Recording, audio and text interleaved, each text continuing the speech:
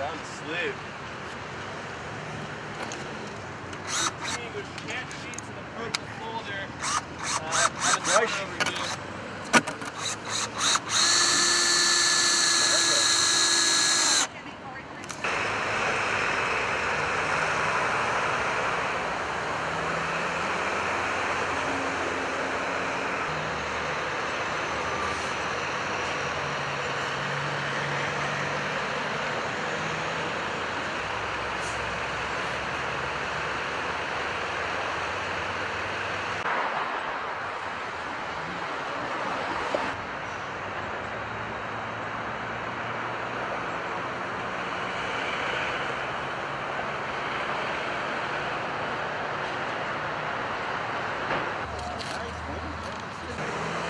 So, 3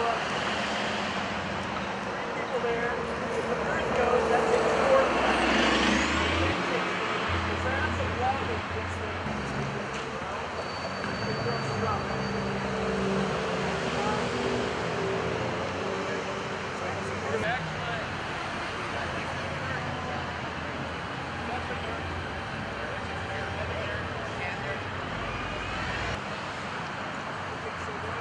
Love those horns blowing, you know?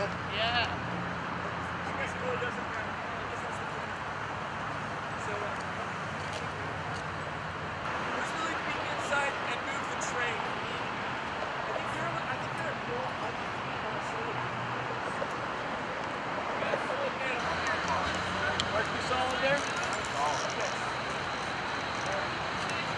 Yeah, we'll start out with full.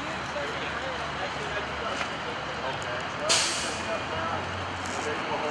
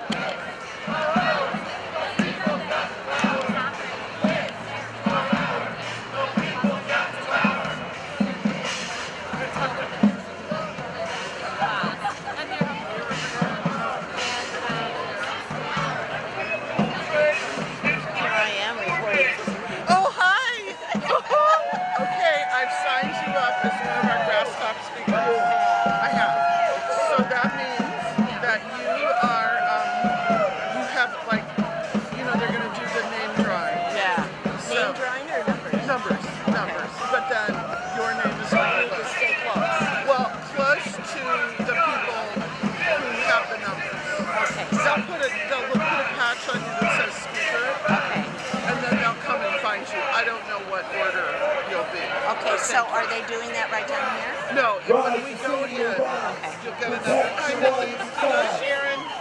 Millie, Sharon. Rise, Cecilia, rise!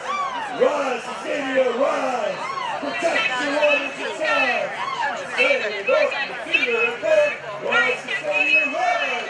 Rise, Cecilia, rise! Protect your waters and skies! Member of the Church of Save it up, Cecilia, rise! Rise, Cecilia, rise!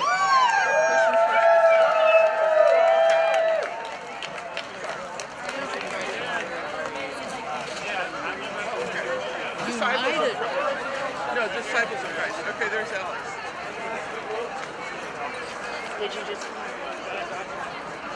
Did you? Oh, good for you. Well, go grab a seat, and I'll catch you in a minute.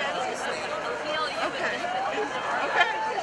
Yeah. So just when you go in, grab a number, and then we'll find you, and you'll get this. So I'll look for you. Well, look for the people. I mean, Robin's kind of organizing this Yes, here. Robin's there, and Joelle with the camo hat.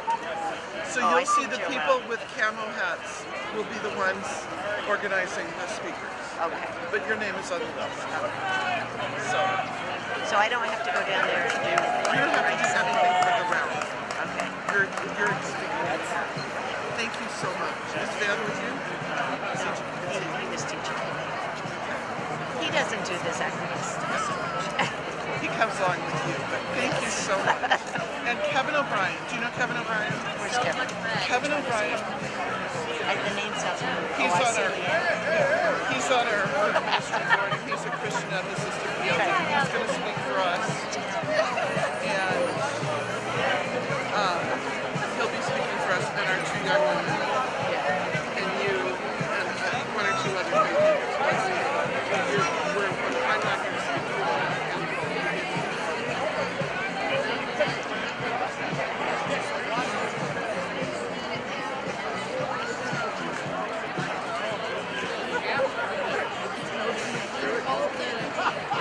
We are here for diverse reasons, for many different reasons, a people-powered movement to say no to big coal and yes to a future that is beyond coal. So we're all here for so many different reasons. Exporting coal from terminals in Washington, no matter where those terminals are, whether they're up north in Cherry Point or south of here from the negative impacts from coal trains rumbling right through our great city, through Tacoma, would hurt our economy, and I think we can do better. So friends, let me be clear. I support rail as a key economic driver of our city to move people and to move our economy forward. I recognize the benefits from continued investments in our rail infrastructure, and it's because I strongly support coal that I oppose coal trains. These coal trains are the longest, the dirtiest, and the heaviest trains that will destroy our economy. The Port of Tacoma is perhaps the most rail-dependent port in one of the most port and trade-dependent states in the United States. The ability to quickly, I think we can do better. Finally, my friends, coal export means doubling down on dirty fossil fuels and a fossil fuel economy and a fossil fuel energy policy. That's right. We know that clean energy is the way forward to a sustainable economic prosperity, with coal use declining in the United States, with Washington finally saying no to coal and shutting down the last coal-fired power plant. Why would we possibly say yes to being the biggest exporter of coal in the nation?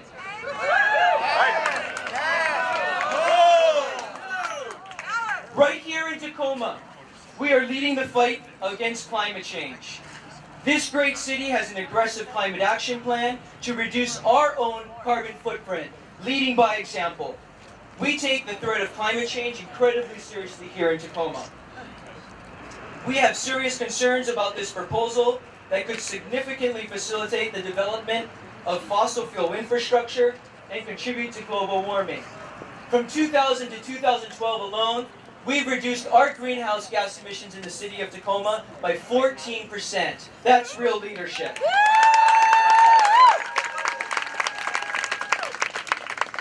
As a frontline community, you just need to look at our beautiful waterfront right here in downtown Tacoma and our amazingly diverse and vibrant Port of Tacoma. As a frontline community affected by sea level rise, we know climate change is happening right before our eyes. We can't afford to turn our community into a highway for the dirtiest fossil fuel ever. We can do better.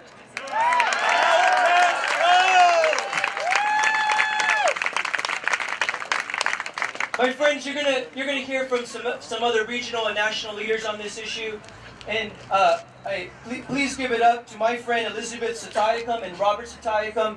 Elizabeth is with the Quileute Native American Indian Rights Advocate and a co-owner of a group to restore Native American names. Give it up for my friend Elizabeth and Robert Satayakam. You know, I moved here in the 1980s, and I married Robert, and he's from the Puyallup tribe, and these coal trains are going to affect our children, our grandchildren, and their grandchildren.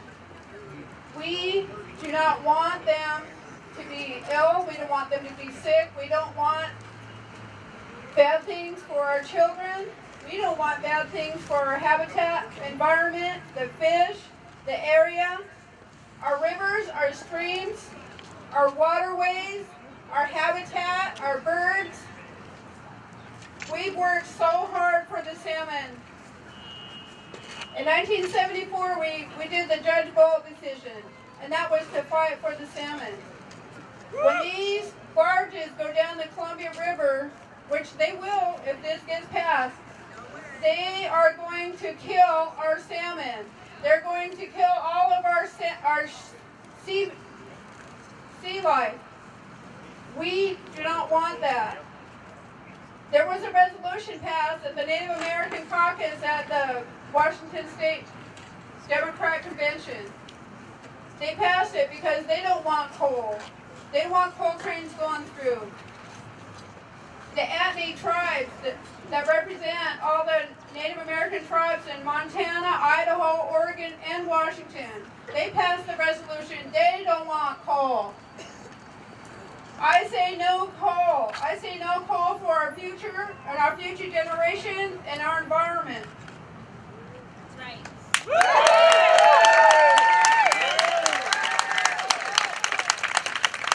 And I appreciate Alex.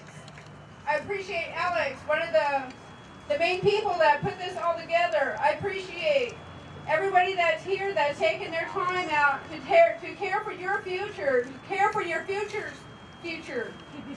And all the children that are here, they care for their communities. They care for their world around us.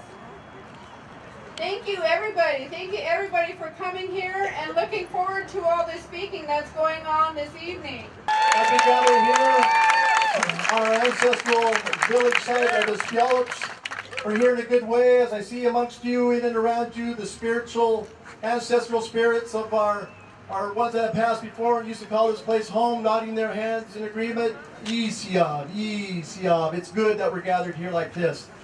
I'm here to speak very briefly, and thank you for the opportunity to give voice for my Sunny Boys and their Sunny Boys and 7 generations beyond.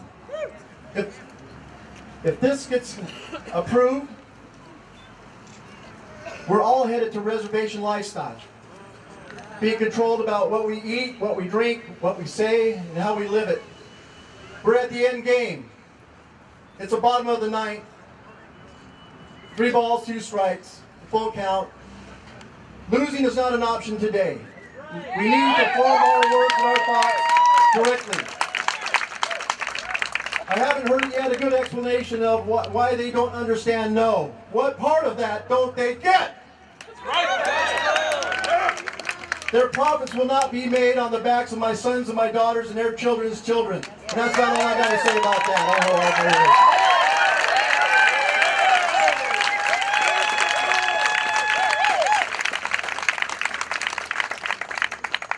Elizabeth and Robert and all of the tribal leaders that have been speaking out on this very important issue, thank you so much for your leadership. Who's fired up? So when you think about coal, what part of the world do you think of? West Virginia? West Virginia? Well, we have someone from West Virginia who's helping to lead the national movement against coal. All the way from West Virginia, my friend Marianne Hitt, from the Sierra Club's Beyond Coal campaign, leading the national effort. She knows coal firsthand. Give it up for Marianne Hitt.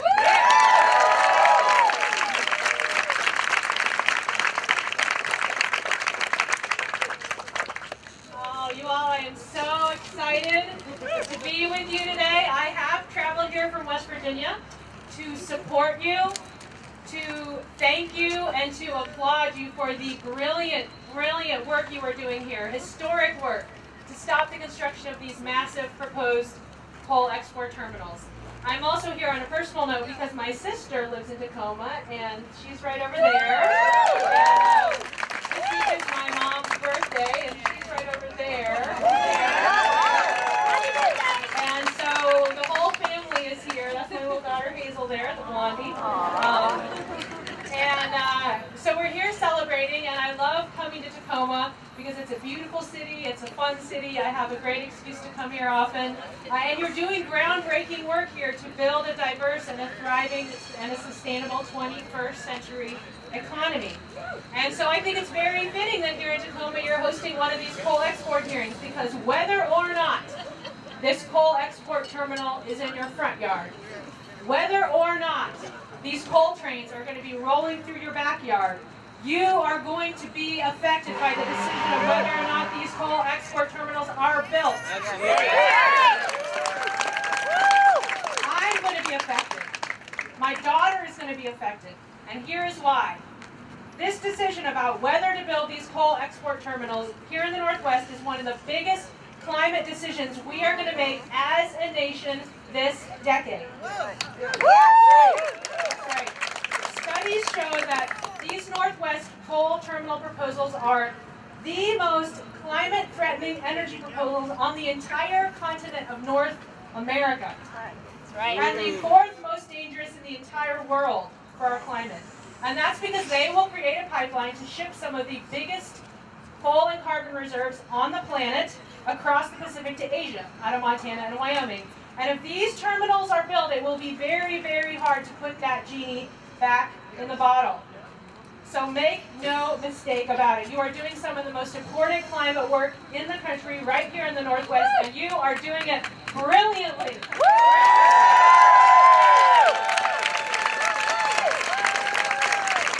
You are inspiring people across the nation and around the world, including me. You have turned out over 1,000 people to hearing after hearing after hearing, far blowing the lid off of 10,000 people. You have successfully fought back the development of 3 out of the 6 proposed.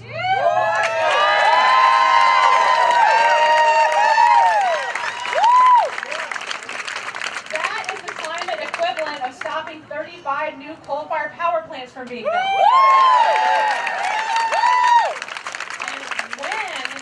When we stop the other 3 coal export terminals, in total we will have stopped carbon pollution equal to 100 new coal-fired power plants. So make no mistake about it. The choices that are made here about these remaining coal export terminals are choices that our children and our grandchildren are going to remember.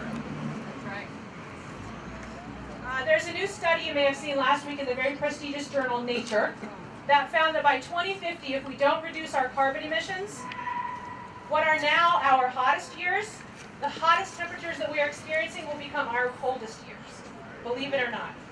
So let that sink in for a minute. The hottest years now will be our coldest years. This is what one of the scientists said in an interview with the New York Times. Go back in your life to think about the hottest, most traumatic event you have experienced. What we're saying is that very soon, that event is going to become the norm. Here's the thing, 2050 is not that far away, and let me bring it home for you. In 2050, my daughter Hazel will be 40. Standing right here today before you, I am 39. So when my little daughter is my age, she may be living in a terrifying world. But we are not going to let that happen. That's right.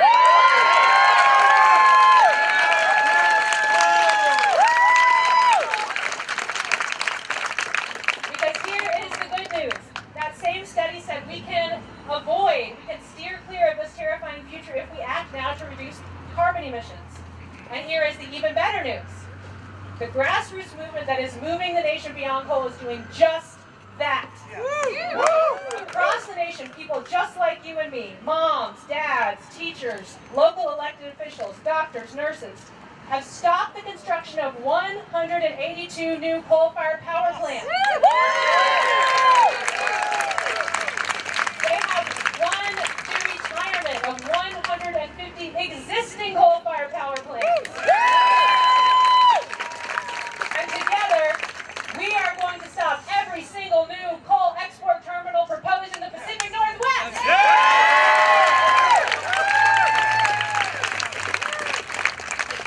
I am confident that we are going to prevail because I've seen it happen again and again. As a result of the retiring coal plants, U.S. carbon pollution is at the lowest level in 2 decades. Clean energy is powering our country at record levels.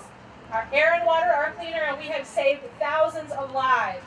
And that is why the coal industry has landed on your doorstep in the Northwest. This is the Hail Mary business plan of Peabody Energy. That's right. This is their last hope for finding new markets for some of the world's biggest coal reserves. But we are not going to let that happen, are we? I come to you from Appalachia, where the coal companies are literally blowing up the mountains to get at the coal, and where people are facing increased risks of premature death, heart attacks, cancer, having babies with birth defects because they live next to a coal mine. And I sometimes think about the permanence of a loss of a mountain. Over 500 mountains in Appalachia have been blown up for coal.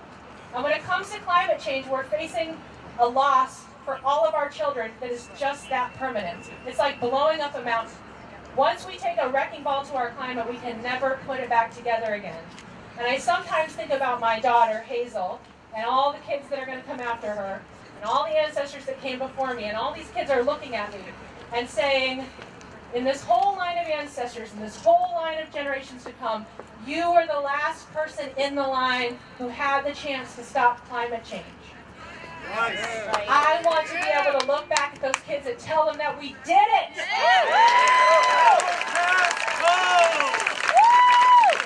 can and we will. Power past coal. Power past coal. Power past coal. Thank you very much.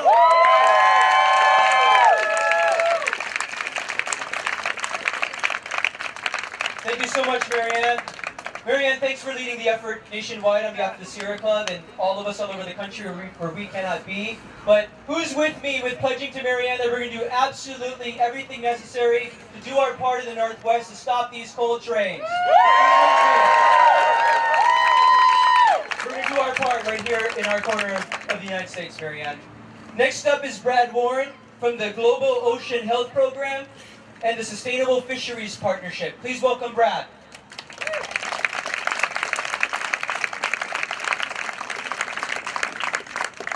How many of you here know what ocean acidification is? That's good. We did a poll a couple of years ago and found that about 7% of Americans knew what it was. That's what I work on. I do this because I came up in a family that used to fish on the Columbia, and we lost what we fished because we dammed it. And I worked in the fishing industry for 25 years. I ran a fishing industry trade magazine. A lot of people I know, frankly, don't quite get this yet. They're working. They're getting there. They're beginning to understand that their jobs are actually at stake. So are many, many jobs. This is not just an issue about having no traffic from coal trains or less dust in the air. This is not just a NIMBY issue. This is a lot of jobs. This is, in Washington State, 42,000 jobs, from the people who bring it out of the ocean to the people who serve it to your dinner plate. It is $1.7 billion in trade out of Washington State. dependent on healthy living oceans. And we found out, unfortunately, the hard way, that CO2 emissions from fossil fuels have already changed the ocean here in the Northwest enough to kill a lot of the things we like to eat before we get to eat them.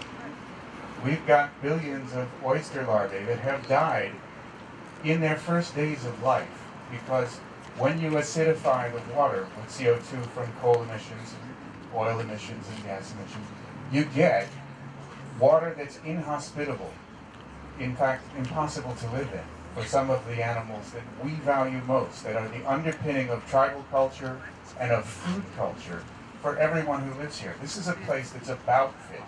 It's about, we have cedar trees, we have fish, we have great food, and we have a lot of people who make a living producing it and bringing it to your table.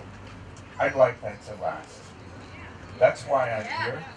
And I think the questions that need to be asked in this hearing tonight, very importantly, must address the emissions. If we do not address the emissions, it's as if we drew a circle around, we blinded ourselves to the real problem we're dealing with. This is such a permanent problem.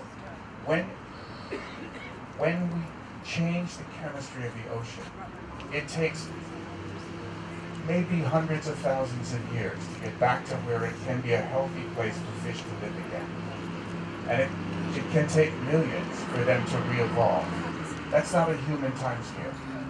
Those of us who live here and want our children to be able to come up eating these foods and enjoying these livelihoods that have been so solid for thousands of years, you can take them for granted. And they are granted. This is nature's grant to us. We have a choice whether we want to gamble with that and the $1.7 billion in trade it represents and the 42,000 jobs that it represents for a small number of coal export jobs. Is that the trade you want? No! All right, make sure they look at the emissions. That is not to be forgotten. The emissions must be in the scope. Thank you. Thank you, Brad. Thanks for that really important message about the jobs we do want to see for our clean energy future. We have two more speakers for you, then we're going to head into the hearing to tell them what we got, tell them what we want to say. Next up is another good friend of mine who helps create jobs for a living and help create clean jobs right here in Tacoma. One of the chief organizers of the No Coal Through the South Sound. A healthcare worker who helps protect these great healthcare related jobs right here in Tacoma, Washington. My friend Sarah Morgan. Yeah.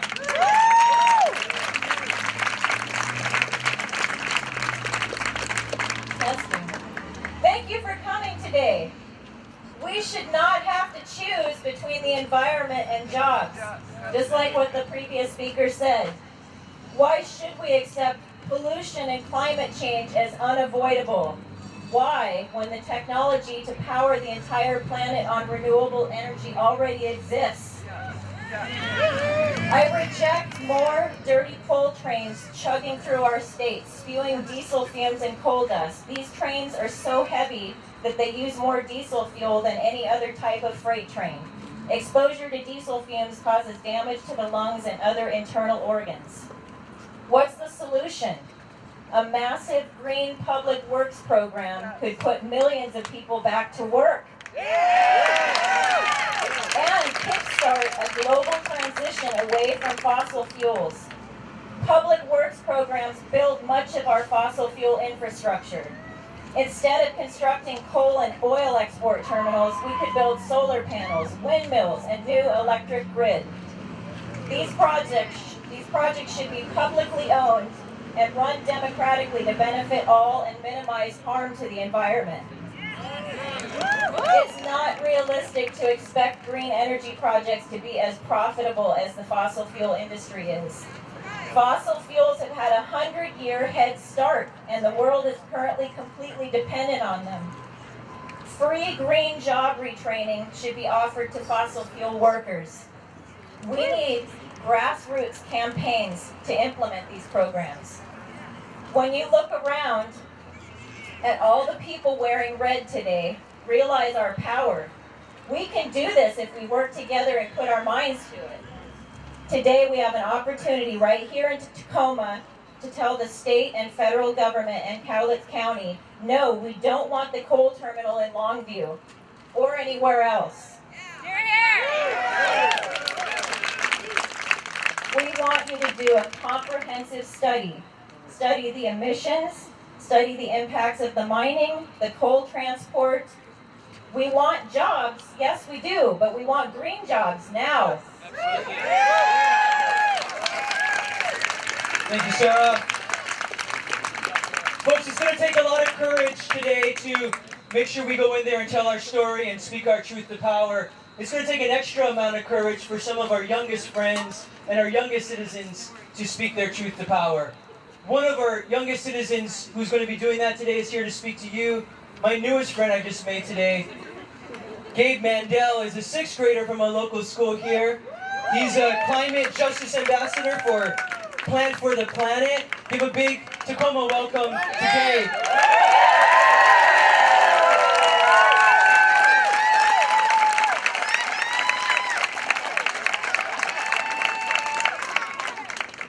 Well, thank you for that big Tacoma welcome, first of all. So, hello. My name is Gabriel Mandel. I'm 11 years old. As you know already, I'm a climate justice ambassador working with Plan for the Planet. We children around the world understand. We understand that if the carbon pollution of the earth continues at the current levels, our world will be destroyed. We know we need large reductions in carbon emissions and massive reforestation starting now.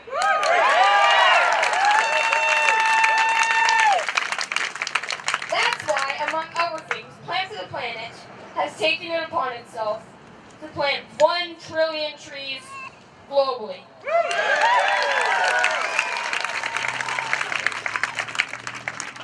It's a big job, as you'd all agree, probably. If anyone here has planted 1 trillion trees. But we're up to it. We can do it.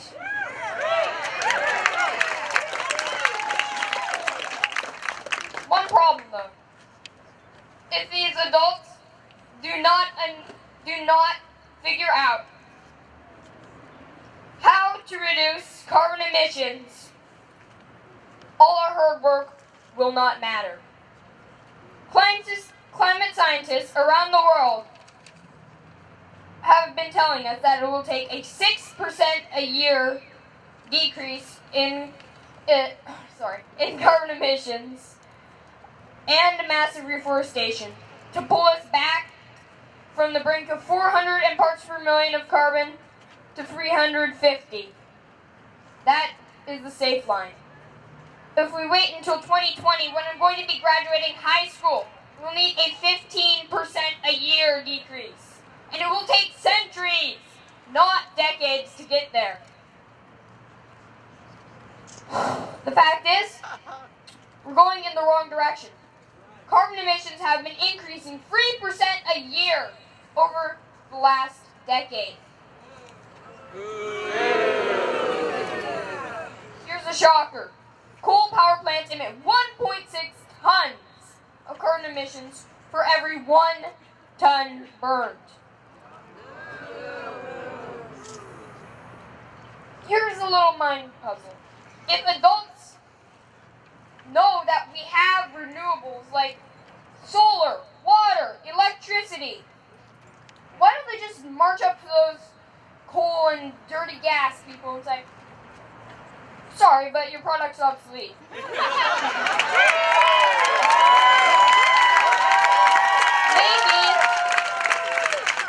Maybe you should invest in a more sustainable future. It's clear. Use too much dirty fuels, oil, frack gas, and coal. Something else is clear. Our country is also exporting too much fuel. Coal companies are shipping coal overseas to be burned in Asia and elsewhere as cheap energy. China now uses almost as much coal as the rest of the world combined. Last year, 125 million short tons of coal were exported from the U.S. That's a new record. And now the coal companies want to double the exports. They want to ship 123 more million short tons of coal right through our communities. It's not just that the coal dust and diesel fumes would give us kids asthma. Everyone asthma. It would poison ocean life. It will. It's not just that. It's not that so many trains. It will interfere with fire trucks and police trucks. Police cars and ambulances. It will. The carbon pollution from burning all that coal anywhere in the world will raise global temperatures. It doesn't matter where the coal is burned, it will still make the climate crisis worse. I want to leave you with one last thought. I learned a new term last week. The year of climate departure. I believe you've heard a bit of it already. It's the year in the future in which every succeeding year will be warmer than the one before. From that year on, the coldest will be warmer than the hottest year currently on record. But do you know when it'll happen? 200 years? 100 years? No. The scientists in Hawaii were shocked to find climate departure, the year of climate departure, is 2047. When I'm 45 years old, every year of my life will be lived under skies that are as hot or hotter than the year before. Here's another shocker. The year of climate departure in the tropics could come no sooner than 2020. How is it fair? How is it fair that the people who didn't even contribute to the climate crisis will be the first to suffer for it?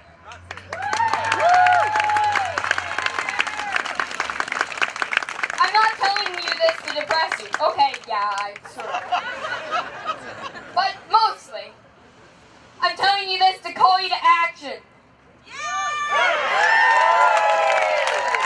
not a future I want to live in. It's not a future anyone wants to live in. Yes. We go to the hearing today. We tell those people from the State Department of Ecology what is up.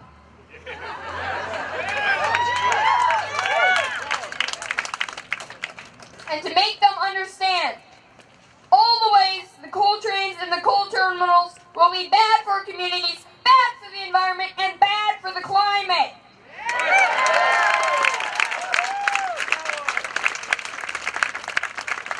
Please, don't be afraid to speak up. Speak up for all us children. Speak up for everyone. Speak up, because we are the future. And we need you. Thank you.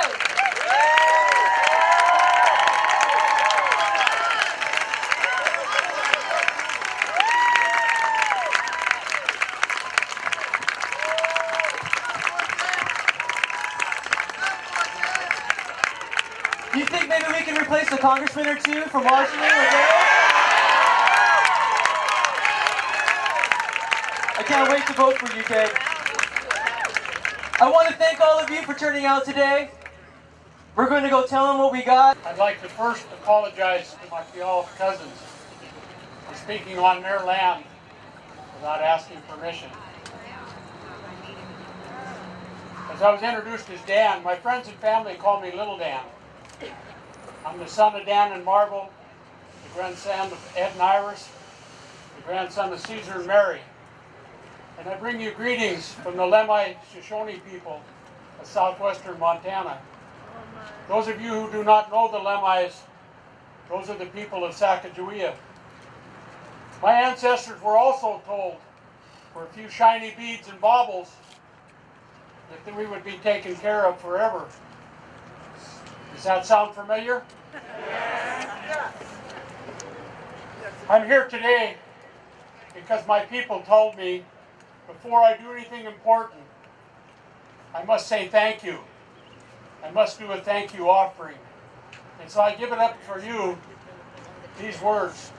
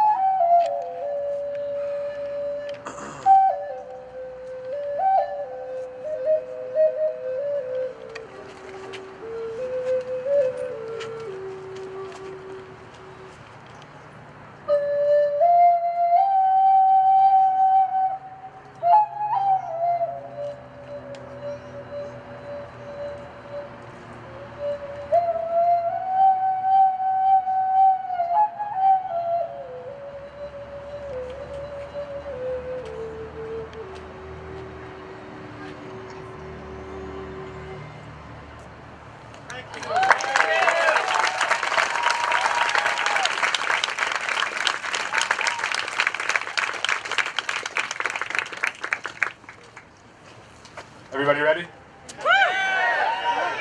This is time. Been waiting. It's time. All right. If the Raging Grannies are here and you'd like to sing us into the convention center, please do.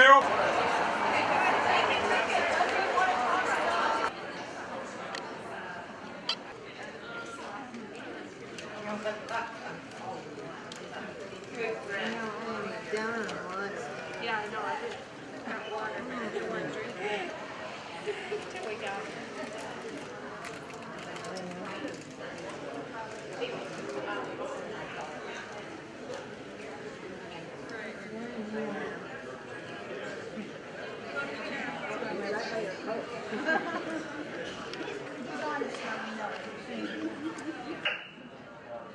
To do what you did on the house? AJ, get your ticket, little girl.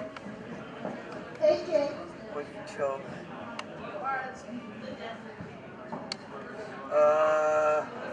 I don't remember. Oh, when you told me. Hell yes, I knew that was illegal. I couldn't believe it. Hell yeah. So let's talk a few logistics before we get started. We have restrooms right here. These are kind of on the small side, so if you think there's a crowd in there, you might want to go outside and turn right where the larger facilities are. We have several exits in the room, the doors through which you entered, doors back here, and doors back here. These doors lead into exit stairways, so don't be alarmed if you end up using that. These doors, this one also leads to a stairway, but this one leads to the main lobby that you came in. We do have law enforcement on site. They're for everyone's protection, not intimidation. And we appreciate their cooperation in helping us with this evening. The first aid is available in the building. You'll see some Staff Pro t-shirts. Those folks have first aid kits available if they are needed. If it's something more serious, we will get EMS here immediately. So, one final thing, if you have a question, something comes up and you need some help, look for one of us in the khaki vest. We will be more than happy to help answer the question. If we don't have the question answered, the answer to the question, we'll find the people who do. So, looks like we've got a good line. We've got some elected officials here, so let's get started. And I hate to do this, but for you electeds, 2 minutes is 2 minutes, okay? Thank you, I appreciate it. So, Paul Harris, State Representative from the 17th District. Paul. And one more thing, the room is pretty echoey, I realize that, so the closer you can get to the mic, and Paul will here will be adjusting the volume, the better the acoustics are. Thank you very much. Committee, thank you for this opportunity to speak to you. I'm from Clark County. Missed the opportunity in Vancouver when you were there. So my biggest concern is actually the global EAS that you're taking a look at. I think the impact for the state of Washington could be rather severe. There's several things that we produce in the state. If you're going to start taking a look at a global EIS, I think that would be a significant impact. One could be Boeing, another could be in my area. We actually transport a lot of windmills. I think a lot of people don't know about windmills. In the last 4 years, 131 people have died installing windmills. Each windmill has 80 gallons of fossil fuel oil in it. And that oil needs to be changed out over the lifetime. Over 500 gallons of oil will be in a windmill over its lifetime. So I think as we look at global EISs, I think the impact could be rather severe. And it's just not as simple as saying, let's take a look at global EIS. I was fortunate that I've been one that has had the opportunity to attend the Millennial Transfer Station that they're looking at in Longview. I was there 2 years ago when they started this process. I have been back this year to take a look and see what they have done thus far. No matter what you think of this company, what they have done thus far has been quite significant. They've taken a brownfield project and are starting to make it look better already, and I would support them in some of the efforts that they have taken thus far. To me is great. The last thing is I want to make sure that we understand that if we refuse to take coal in the state of Washington, that China is going to get coal. Regardless if it comes from our state or from some other, that coal is going to transfer and it's going to get to China. Remember today, the United States of America, 40% of our power comes from coal. 60% comes from fossil fuel. We have a third world country that wants to have some of the things that we have. And maybe we should look at giving them the technology and the scrubbers. Thank you so much. Thank you, Representative. Senator Tim Sheldon from the 34th District.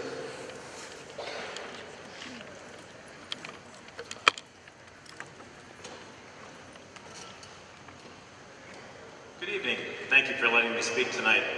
I'm State Senator Tim Sheldon. I represent the 35th District, which is in Mason County, parts of Thurston and Grace and Kitsap. And I'm also a Mason County Commissioner for the last 9 years. And I'm here tonight because I'm very concerned about how the EIS might be developed. This idea of a global focus, I think, is going to be very detrimental to our business climate in Washington. I see possibilities of this being applied to other industries which export products. For example, I'm a small timberland owner, and occasionally we sell harvest timber. We sell that in an international market. Some of our logs go to China, some to Japan. But also wood pellets are developed here in this state, very much a new emerging industry that I'm certain will be exported as well. Will we apply some type of global criteria, subjective criteria to export of wood pellets? I hope we do not. The one thing I want to stress is that in a rural community, we need jobs.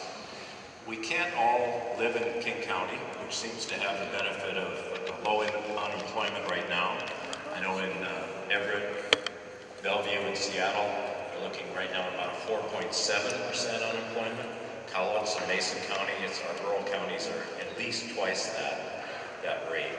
So it's very important for jobs and good paying jobs that we have these export terminals and they're available for industry within our state and new industry that might come in.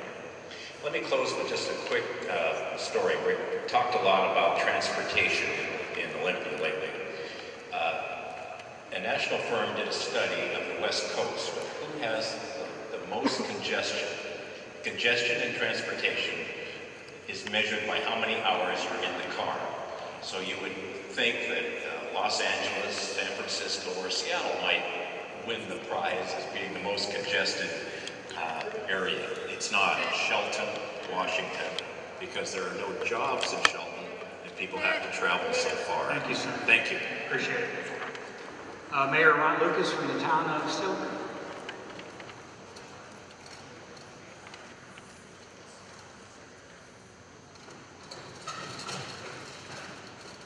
Hi, I am Ron Lucas. I'm the mayor of Stillman, Washington, which has 2 railroad tracks right along Puget Sound.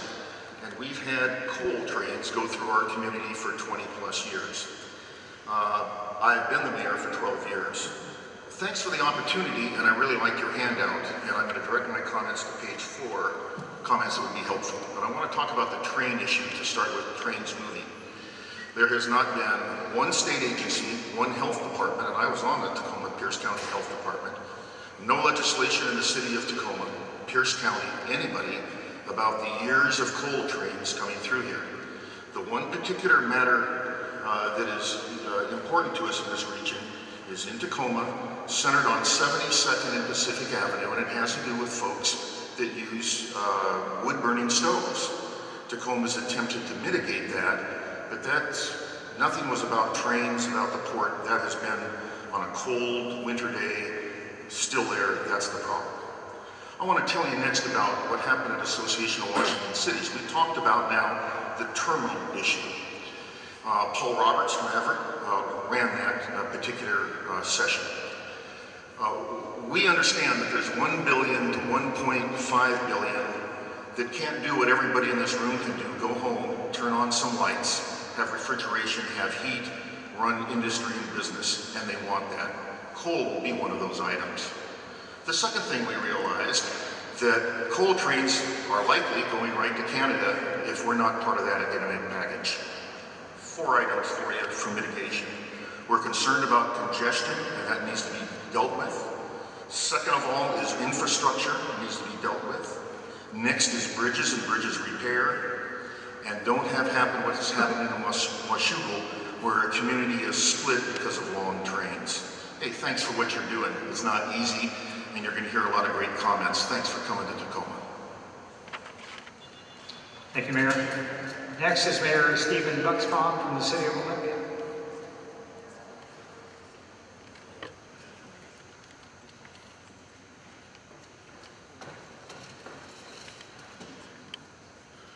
Thank you and good afternoon.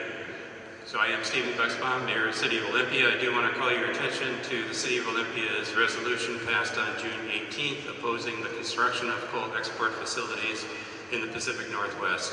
I am aware that Thurston County has also passed a similar resolution.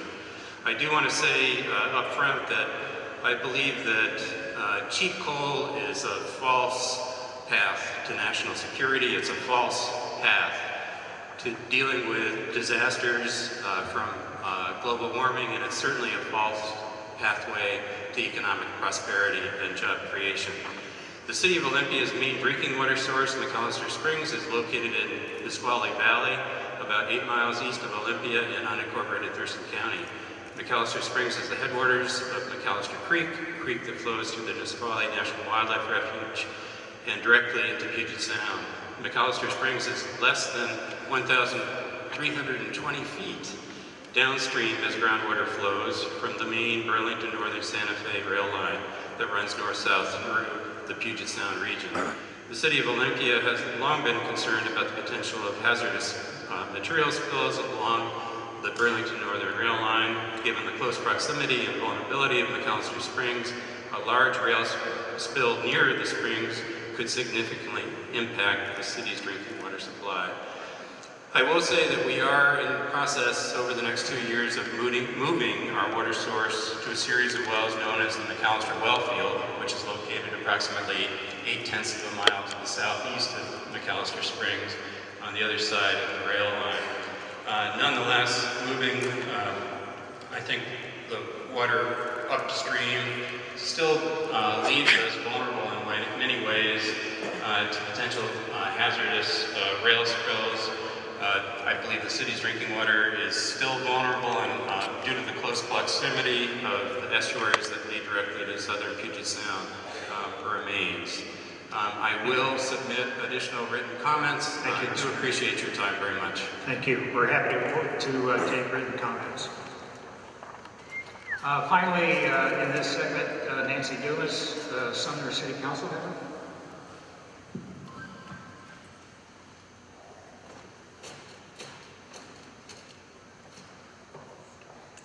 Thank you for having me. I'm Nancy Dumas, and I'm on Sumner's City Council. And hopefully I saw many of you in Seattle last December. We're not unique as a town where we settled along the rail. Many of us did when we came west. Trains are not uncommon for us. We settled along them. We knew what we were coming into. But one of the things that concerns me is the Puget Sound Clean Air Agency. It states that Tacoma and much of Pierce County is one of only 32 areas in the country. One of only 32 areas of the country where our air does not meet federal regulation. That concerns me. We have these trains that are running through right now. We have 2 to 3 a day that run north to be exported out of Canada, and we have the empties that come back through us. We are a town of 9,500 people, yet our industrial north end employs 10,000 people. So jobs, while I understand that, we are employing way more and employing local families within the Sumner community. My concern is the diseconomy that becomes created when our Main Street and our 4 at-grade rail crossings are shut down for 6 to 8 minutes.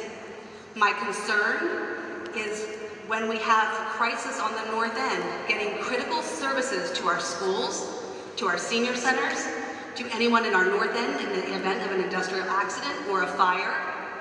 We cannot respond as a city with our services in the time that is needed.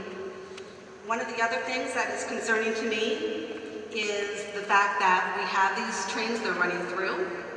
We have our older buildings that are right near the rail. When they come through at 1.5 miles long and 105.10 per car and 125 cars, the infrastructure of our own city is degrading, and that is concerning to me. I appreciate all of you that are here, but I have to say no to the coal exports. Thank you. Thank you very much. Thank you for your patience. 1325.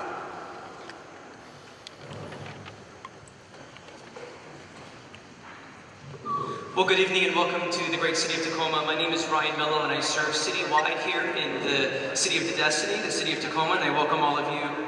As a fellow public official, I know that you need to weigh all of the evidence and listen to both sides of any issue and this issue. And it's why I'm most appreciative that you're here in Tacoma, and I'm confident that after you weigh the entirety of the evidence and after you study this issue completely and comprehensively, I'm convinced that you'll understand that there are significant and more downsides than there are upsides to communities like Tacoma and communities from the Powder River Basin to Longview or Cherry Point. That's why I want to thank the good folks at the Department of Ecology for agreeing to study the Cherry Point proposal completely and comprehensively, and I implore all 3 regulators in this exercise to do the same thing. The Department of Ecology knows that coal exports, they're not like almond roca that we make here in Tacoma. They're not like pontoons that we ship north of here. They're not like trees that we grow in Pierce County, or apples or wheat that our port ships overseas. You know that this is an unprecedented, detrimental export that's going to have significant impacts to our communities. And I thank you for studying it completely and comprehensively, because all of the rail corridors will be detrimentally impacted. I'm concerned about the jobs lost to Tacoma. I'm concerned about the air quality in Tacoma, and I'm concerned about the impact to our property values and our neighborhoods. With our jobs lost, I'm concerned about the rail capacity being contained because of impacts to our rail capacity and our Port of Tacoma being less competitive because of 8 to 14 coal trains clogging up our rail corridor. I'm concerned about our air quality. As a board member on the Puget Sound Clean Air Agency, we are under non-attainment currently. In order to get out of non-attainment, we are spending millions of dollars to do that. And we need your help by not having projects like this that are going to continue to contribute to our non-attainment. Thank you very much. Thank you. 1233.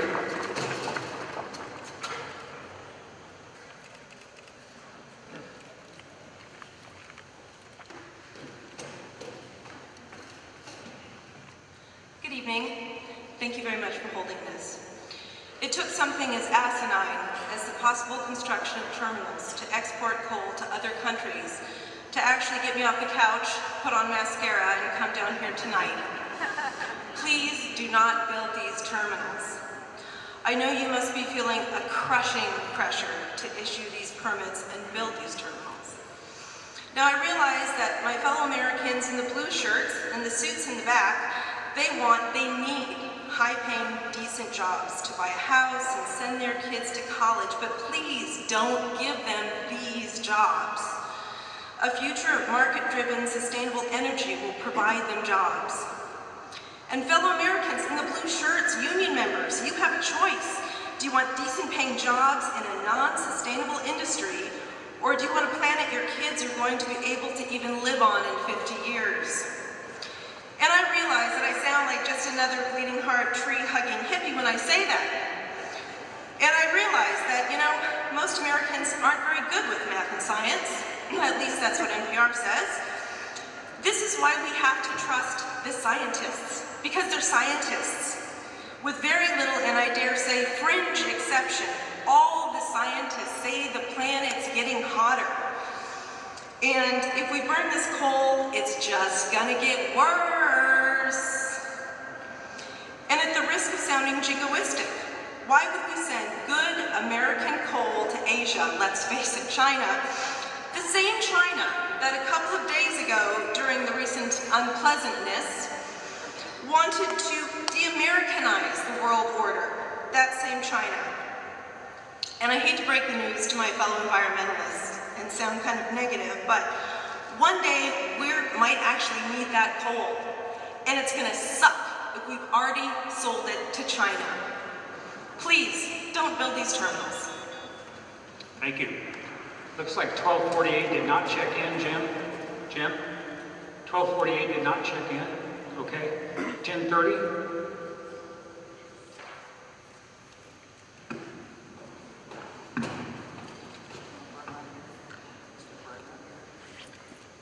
Give you this mic.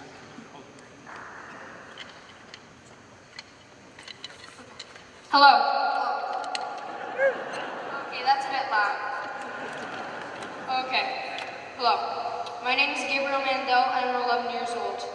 I'm a climate justice ambassador with Plant for the Planet. We children around the world understand that to save our climate, we need large reductions in carbon emissions and massive reforestation starting now.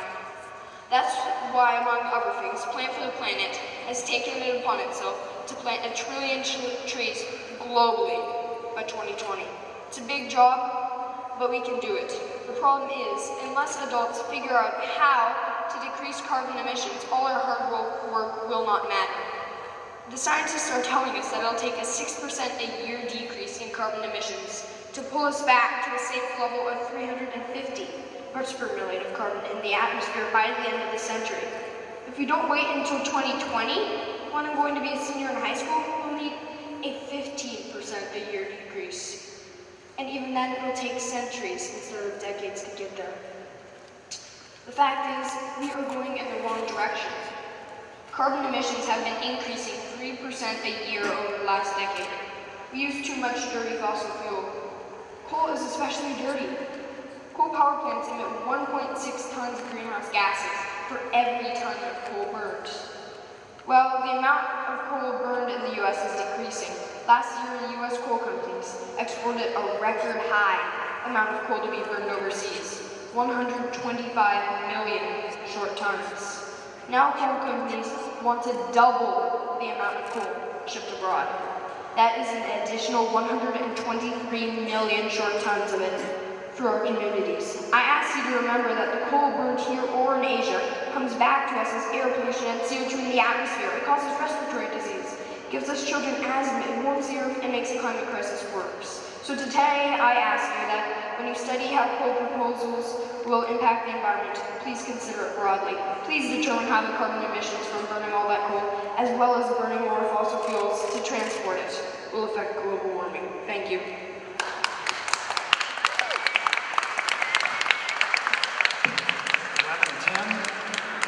1110, 1110.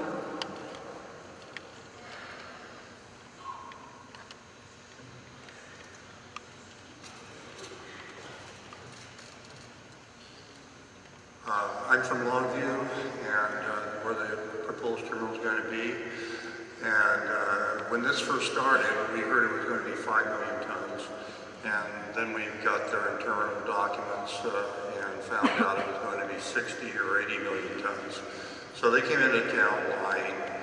I haven't gotten over that. They promise a lot of good jobs, but we don't know if that's really true or not, since they lie. What tells us the truth out here is when you see all these people in the red shirts that are concerned citizens that don't want to see this project for all the reasons that they talk about in all these hearings. I'm concerned about a complete pit-to-port observation of this project. I want to look at the spills in the river, emergency response times. I want us to look at the high asthma rates in Longview, highest east of the Mississippi. I want to look at how it's going to affect all the children in our area that have the high rate of asthma. I'm an asthma sufferer myself, and it's terrible. We have a big traffic problem. They're trying to, like, forcing a square peg into a round hole. They want to socialize all their costs, close to $500 million worth of cost out of our tax dollars. And we need to spend those tax dollars on maybe some high-speed rail that moves people around, not coal around. So I also want to take a look at the carbon footprint coming out of China, what it does going into the ocean, turning it into a carbon sink, the acid rain that we're going to have, the sulfuric acid that is destroying our shell fisheries on our coastlines. All these things need to be looked into. The Graveyard Pacific, the mouth of the Columbia, what happens if we have a spill there? What kind of emergencies and pilots do we need to guide the ships in? What do those cost? Thank you, sir. Take this opportunity to draw 5 new numbers.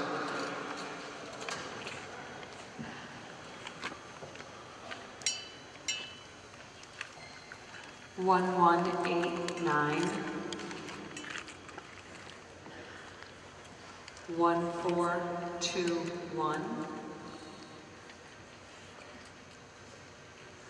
1028, 1003,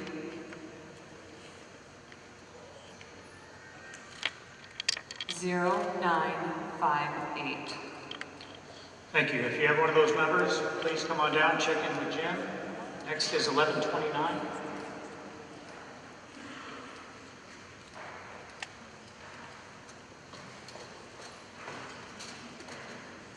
Good afternoon. My name is Kevin O'Brien. I teach here in Tacoma at Pacific Lutheran University. I teach courses in environmental studies and in religion. And I'm here to encourage the strongest, most global and comprehensive assessment possible of this proposal. What I want to speak from particularly is the voice of our religious and moral traditions. As a Christian myself, I think the way to assess a proposal like this is what will it do to my neighbors, because I'm called to love my neighbors. And as I understand the Christian call to love my neighbors, that includes my neighbors here in Tacoma, my neighbors across the state of Washington, and my neighbors across the world. And so I strongly urge a global EIS.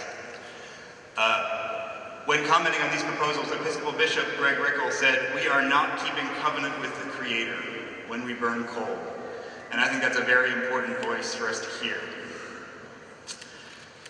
When he won the Nobel Peace Prize, the Dalai Lama spent some of his money to buy fruit-bearing seeds that he planted across the world because he was concerned that the snows in the mountains of his native Tibet were shrinking. The snows on Mount Rainier are also shrinking. And I think that's a really important voice for us to hear as we consider this proposal. Climate change is real, and this proposal will be wrapped up in climate change. So we need a proposal that's going to consider what will this do for climate change. One more example from our religious traditions, the Muslim environmental activist Ibrahim Abdul Mahdi asked us to consider whether we want to get our energy from hell, which is to say digging below the earth and burning, or from heaven, which is to say capturing the sun's rays and the wind's power. I think that's a really important question we should be asking as we consider this proposal. In conclusion, I just want to thank you for being here, listening to us, and I want to thank all my neighbors, those who agree with me, those who disagree with me, for weighing in on this really important issue. It is complicated, and I hope we will consider as much as possible. Thank you, sir. Thank you. 1249, 1249, 1249.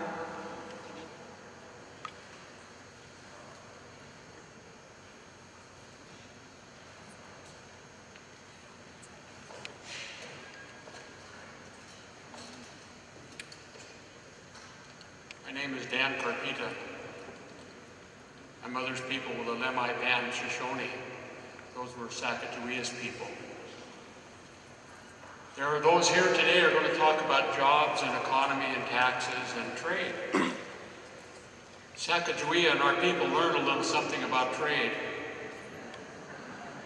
Unfortunately, my apologies to my cousins here in the Northwest.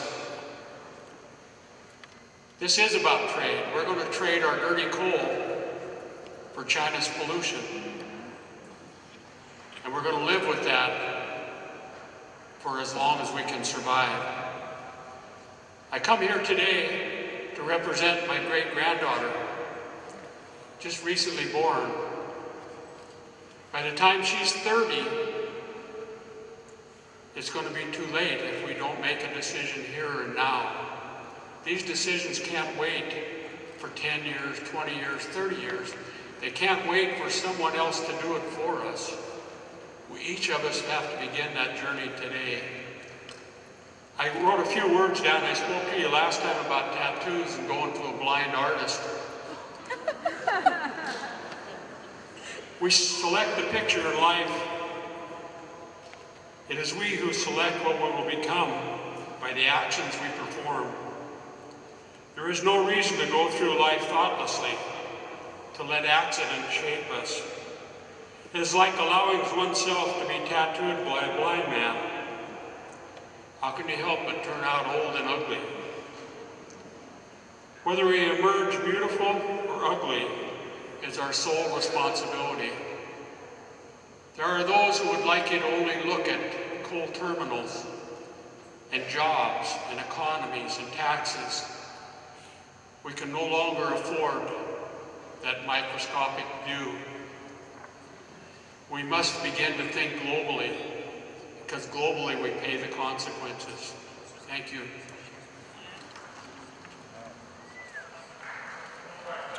Okay, there, thank you. 1256.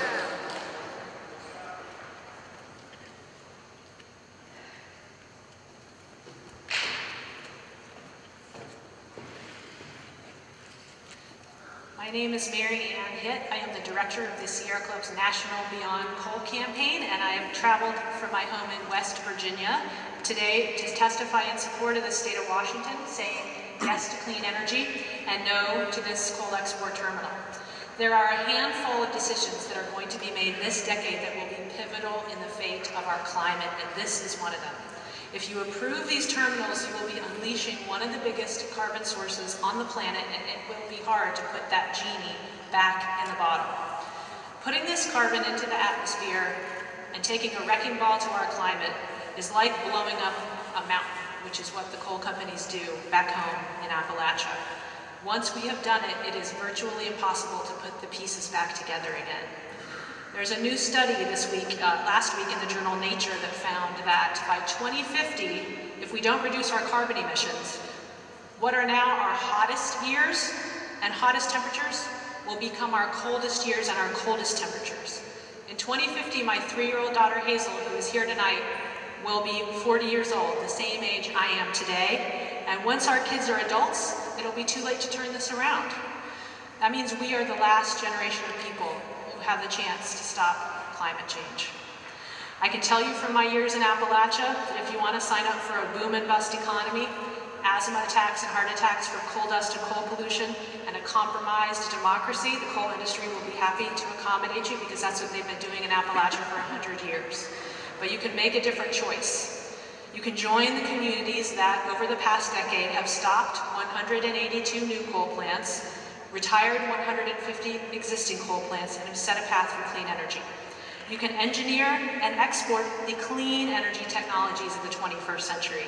You can listen to the tens of thousands of people who have attended hearing after hearing to call on you to stop these coal export terminals. You can demonstrate the leadership on climate that this nation and the world are desperately seeking. Thank you. Thank you. 1111.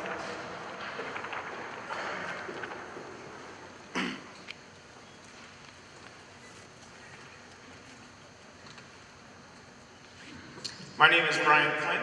I live here, and my hair is red. Welcome to Tacoma. Welcome to Tacoma. I serve on the Tacoma Public Utility Board, and while I'm not speaking here as a board member for the board, I am speaking as an individual given my experience on the board. Almost all of Tacoma's power comes from hydroelectricity. We rely on a healthy snowpack every year to provide electricity throughout the year. Climate change is affecting the snowpack not only in its level, but its consistency and its predictability. And it is not only the lack of a snowpack that will affect our ability to generate electricity that does not create carbon impacts, but it is that predictability and that losing that predictability of that snowpack and the chaos that climate change will wrought on that snowpack that will raise rates for ratepayers in this community and throughout Washington State. Tacoma is surrounded by Puget Sound. We have Commencement Bay. We are hugely impacted by ocean acidification and climate change. I also want to talk about rail. Tacoma services the Port of Tacoma with our rail system. The port is an economic driver for this community. Please study the impacts of increased rail on the Port of Tacoma and other communities and the offsetting impact that congestion will have on the jobs that exist in our community today. Thank you very much. Thank you. I inadvertently skipped 1271.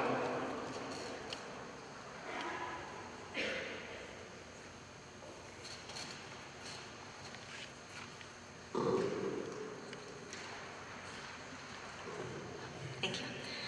Hi. My name is Lauren McCullough, and I'm speaking tonight on behalf of the Washington Bus. The Washington Bus is a nonprofit, nonpartisan organization that engages young people in civic and political life. And as a statewide organization, I go and hear from young people all across Washington, whether that's here on the west side in Seattle and Pierce counties, all the way across in Spokane and Walla Walla counties. And I get to hear what young people are passionate about and what young people care about. They care about the environment in their communities and that they're deeply concerned about the impact of these coal imports on both. Young people aren't always represented in rooms like these, but as people that are going to be impacted in seeing the results of coal exports for years to come, it's important that our stories are represented. So whether that's from a high school student who lives in South Seattle and will be feeling the impacts of these streams directly, or a college student who might happen to go to school far away but cares about coming home to a state that still has high air quality, or even a young professional like myself who works in Seattle but cares about the impacts of climate change and air pollution. These stories are important and they're what we care about. So again, I just have to say, as a representative of an organization that advocates for young Washingtonians in a state, I have to urge for a comprehensive, cumulative environmental impact statement. Thank you. Thank you. We'll draw 5 more numbers. 0973 1051 0962 0909 1125. If you hold one of those numbers, please make your way to check in with Jim. 1189 is next. 1189. 1189. Nobody's holding 1189. All right, 1421.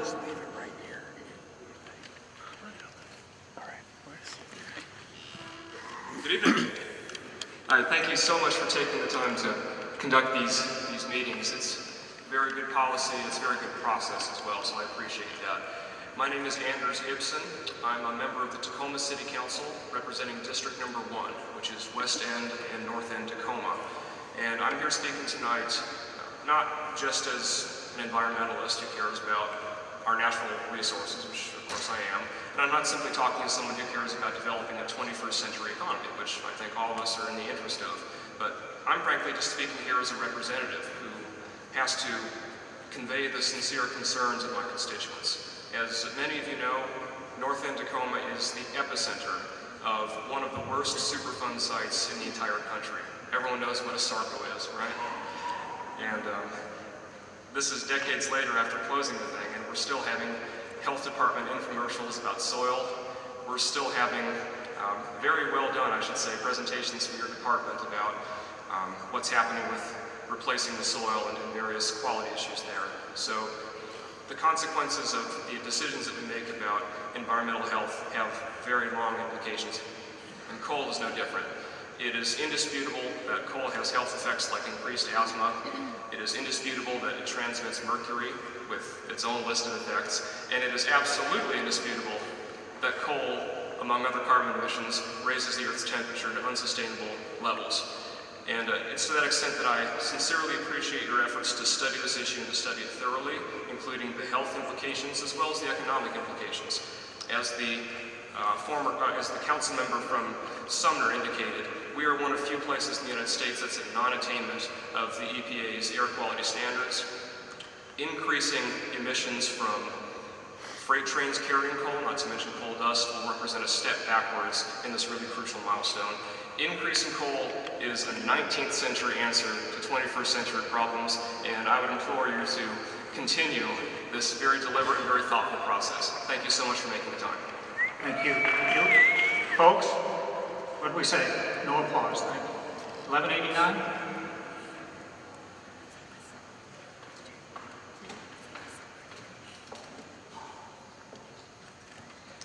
Good evening. My name is Jeff Brown. I am the chairman of the Tacoma Pierce County Chamber of Commerce. I'd like to say that the Northwest is built on trade. The first businesses were mills, shipping lumber to customers, both home and abroad. We've always been a region oriented to trade in the state that leads the nation in trade. This project builds on that foundation, utilizing the infrastructure that we've developed to support trade over the years. It's imperative that this project not be reviewed as a global EIS, but rather as a regional EIS, which is really leading the world in the way that we review projects for the environment. I believe this would be a fair and timely way to assure us that our economy continue our legacy of trade.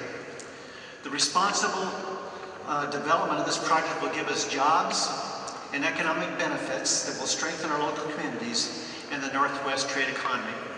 Thank you. Thank you. 1028, 1028.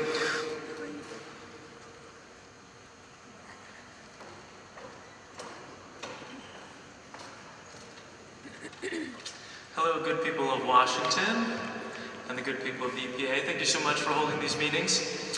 My name is Dr. Evan Hirsch. I'm a medical doctor. I specialize in family practice. And I'm here today because I'm concerned about the health consequences to humans and the food supply that we do this transportation of coal from the mines to the Pacific Ocean. My concerns lie in the fact that coal dust contains heavy metals, including arsenic and mercury. Coal dust contains polycyclic aromatic hydrocarbons, which is a known toxin. And trains produce diesel exhaust that can exacerbate lung and cardiovascular disease. Mercury is now recognized by the World Health Organization and the UN Environmental Program as a global threat to human health and the environment. When mercury is released into the environment, it evaporates, travels on air currents, and then falls back to Earth. People can be poisoned by inhaling mercury vapors, of which approximately 80% is absorbed by the body. Mercury is toxic to the nervous system, to the immune, reproductive, and cardiovascular systems. When mercury enters the aquatic environment, it's transformed by microorganisms into the much more toxic form, methylmercury. This accumulates in fish and people who eat the fish. A mother passes on the mercury that has accumulated in her body to the developing fetus, which is the most sensitive to the toxic effects of mercury. It affects the development of their central nervous system. This and other toxins found in mother's breast milk and placentas are strongly considered to be linked with the increased incidence in developmental disorders in children today. There is research on the association between mercury and cancer, neurologic disorders, Alzheimer's disease, fatigue, anemia, irregular heart rhythms, and vascular damage. Unfortunately, heavy metals may not be the most concerning contaminants. It also contains polycyclic aromatic hydrocarbons. You'll find these compounds in fossil fuels, including coal, and they're toxic for the fish. The health issues concerning all the Native Americans of this beautiful state. ATNI, Affiliated Tribes of American Indians, had a proposal and denied the coal trains. They made a resolution. The Native American Caucus of Washington State Democrats also passed a resolution to fight coal trains. Because of the coal dust running through the waters, the fields, the rivers, and the streams, it would ruin our salmon runs. The salmon runs that we have fought so hard to preserve in Washington State, not only for the Native Americans, but for the sports fishermen that provide the runs for the stores. I would like you to really consider not to have the coal trains in Washington State, because it would ruin our future for our children. It would ruin our future for their health, the health of the grandchildren. I pray that you make the right choice and leave the coal trains out of Washington State. Coal trains the coal belongs underground filtering water. It does not belong in Washington State.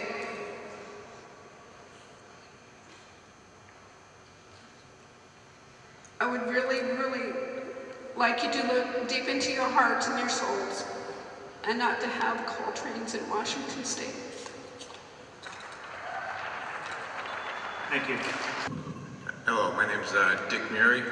I probably represent the 28th District, which is where the coal trains already come through. We have Stillicum, DuPont, University Place, West Tacoma. And talking with my constituents, they say, well, they're not worried about the coal trains. They're already coming through Stillicum on their way to British Columbia. So this whole idea about coal trains, stopping coal trains, they're already here. The question is whether they're going to offload in Washington or offload in British Columbia. I'm a retired lieutenant colonel, flew cargo airplanes all around the world for 22 years. And I've talked to a lot of my fellow retired military officers and senior NCOs. They said, you know, this is a bigger issue. You know, China, which in 2006 consumed 2.7 billion kilowatt hours per day, by 2030 is going to go up to 8.5 billion. And by the way, back then it was 79% of their electricity was generated by coal. In 2030, it's going to be 75%. But they're going to triple their coal consumption between now and 2030. And talking to some people who do trade with China, they're going to get their coal from someplace. So the question is not about China burning coal, that's their decision. But as a military officer, we thought, you know, not only is this about prosperity, but this is about peace and freedom. If you love countries that trade together prosper together and don't go to war together. If you want to promote peace, world peace, you'll promote trade. And the more trade we can do with China, India, all the major countries of the Asian Pacific Rim, the more peaceful this world will be. Again, as a retired Lieutenant Colonel, 22 years Air Force, I promote peace. I promote peace through free trade. People who trade together live peacefully together. Thank you. Thank you, folks. Everybody ought to be able to express their opinion, okay? Chris Stearns, Thurston PUD.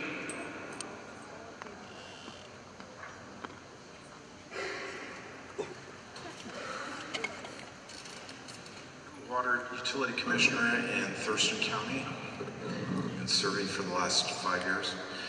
And I'm coming to you today just as a fisheries biologist who has had experience with the forage fish of this state as a key resource in salmon and steelhead and most of the trout and other fish of Puget Sound and elsewhere in our state, including the Columbia River. I worked extensively a decade ago on the lower Columbia, including the watersheds involved in this proposal in Cowlitz and out of Clark County, out of Vancouver for Department of Fish and Wildlife.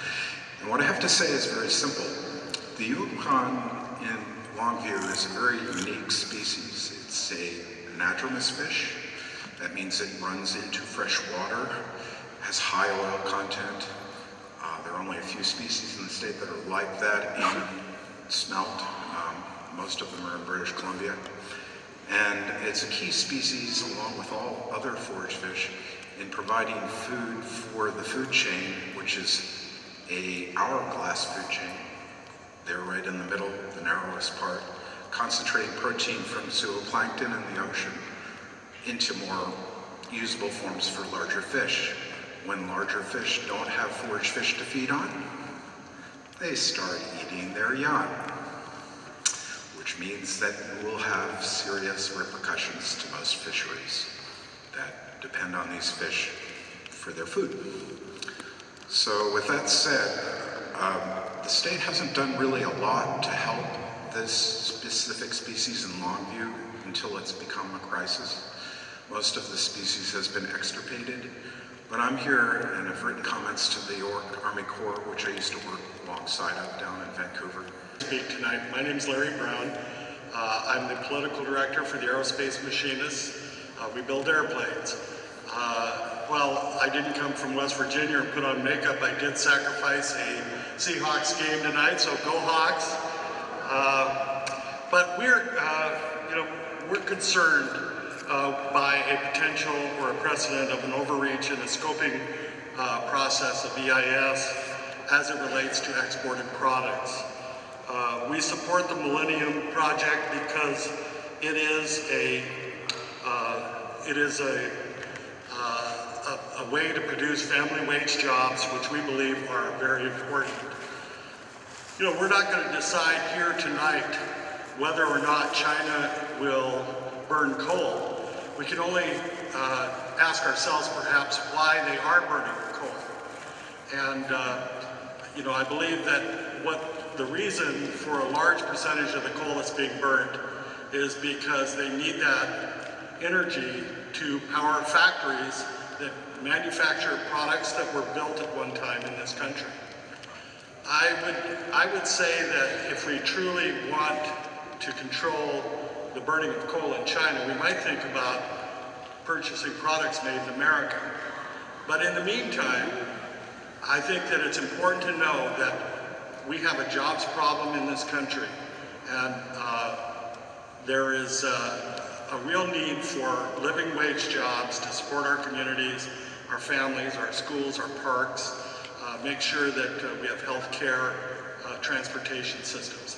And I believe that we can use the revenue stream that's created here to build infrastructure for grade separation, for trains and traffic. We should be using this to improve, maybe invest in carbon sequestration technology to improve the situation. Thank you very much. Thank you, sir. 0973. We do appreciate your giving us your name and at least your county of residence. That's very helpful for us. Thank you. Good evening, I'm Karen Harbert with the U.S. Chamber of Commerce that represents 3 million American businesses trying to get the economy back on track. Increased exports are very important for America's economic recovery, which is why President Barack Obama in 2010 committed to doubling our exports by 2015. The Millenium Terminal makes good on that promise to expand our markets and sell more American products to 95% of the world's consumers that don't live in America. Our nation does have tremendous coal reserves that fueled our country's industrialization. With global demand going up by 50%, demand for coal is strong. Developing world will use coal. The question is whether it will be ours or someone else's. Millennium will ensure that Americans go to work to produce that resource safely. It will also do a lot to address Cowlitz County 10% unemployment and generate revenue for public education and safety. The proponents are willing to invest their own capital here, but they need and deserve an efficient and timely process. It's well established and it should be respected. The proponents are not suggesting that they be exempt from the highest environmental standards. The United States Chamber of Commerce strongly opposes a cumulative programmatic environmental impact assessment, which has no precedent and is inconsistent with existing law. This project is important for this county, for Washington, and for the Pacific Northwest, but more important, it's a signal of whether America is open for business. Thank you. Thank you. 1051.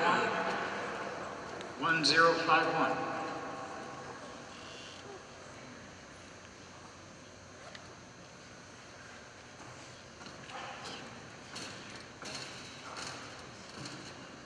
Say good afternoon to the panel here. Thanks for being here. My name is Robert Satayacum, a member of the Puyallup tribe. And I got all sorts of titles too, you know, and I won't bore you with that. I just wanted to share that Jesus is not coal and coal is not Jesus. It is not the answer, nor a viable solution. I'm glad to be here to speak on behalf of the voiceless, our sacred elements, the water, air, land, and the fire, and 7 generations and their 7 generations, and this non-disposable planet that we call Earth. I'm here today in hopes of somehow, some way, changing the way you feel about what's going on. Not change the way you think about what's going on, but the way you feel about that. Somehow, some way, perhaps you're going to have to say, I think it's okay, but then you'll have to be like, you'll have to own it, that you said okay. Through our studies, it's okay. You know, I stand with my union brothers and sisters too, as a member of Local 313, and I am 2022. But we are better than this. I know this. It's called the Evergreen State, for Pete's sakes, not the Black State. We don't want it for Christmas, and we don't want it here. I mean, what part of no don't they understand? What part of no don't they get? I haven't heard a good answer yet. So go Hawks and go to hell coal. Ho-ho. Thank you. 0962.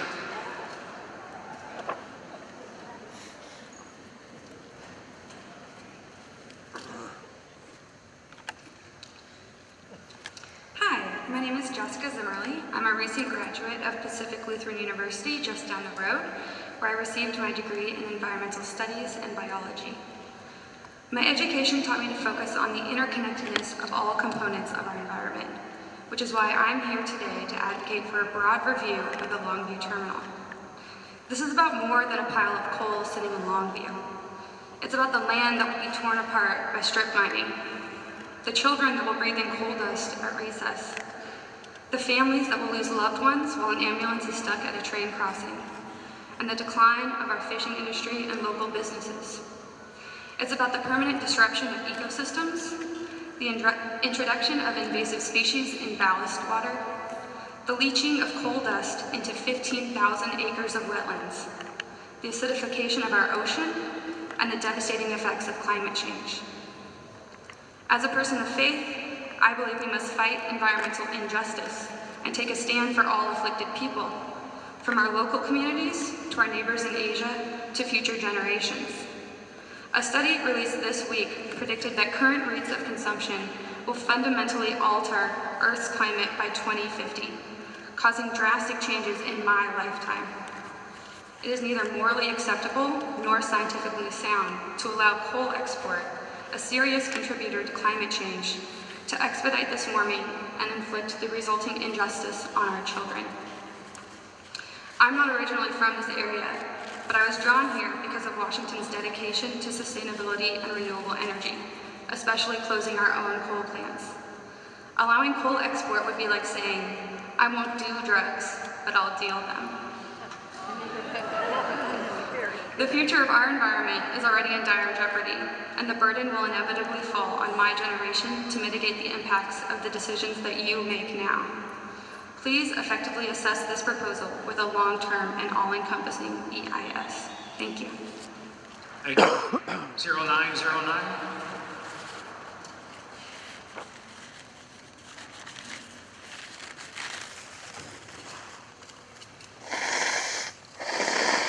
Thank you for this chance to speak.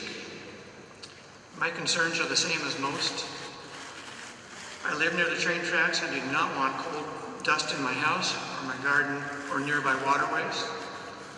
Coal trains will create major delays and safety concerns at every road crossing along their travel. Coal shipping raises tremendous pollution issues for waterways near and far. Coal burning and emissions are even now affecting ocean acidity and air and water quality everywhere, especially downwind of China. A fool looks at one point to draw conclusions. Some people might look at 100 points to make a decision. A wise person stands back and looks at the whole picture in order to make the best choice possible. The Army Corps needs to look at the big picture with coal and coal trains. Senators and congressmen from the state of Washington have asked them to do this. Local and national laws reinforce the idea of a broad scoping effort. The Clean Air Act, the Clean Water Act, the Shoreline Management Act, among others. These are clear directions from the lawmakers of our country to study the impact of coal and coal trains from mining sites to every community along the way to the implications of its burning for fuel. Please, Army Corps, listen to your senators, congressmen, and laws. Perform the broad scoping effort that is really needed here, and never forget who elected those congressmen and senators.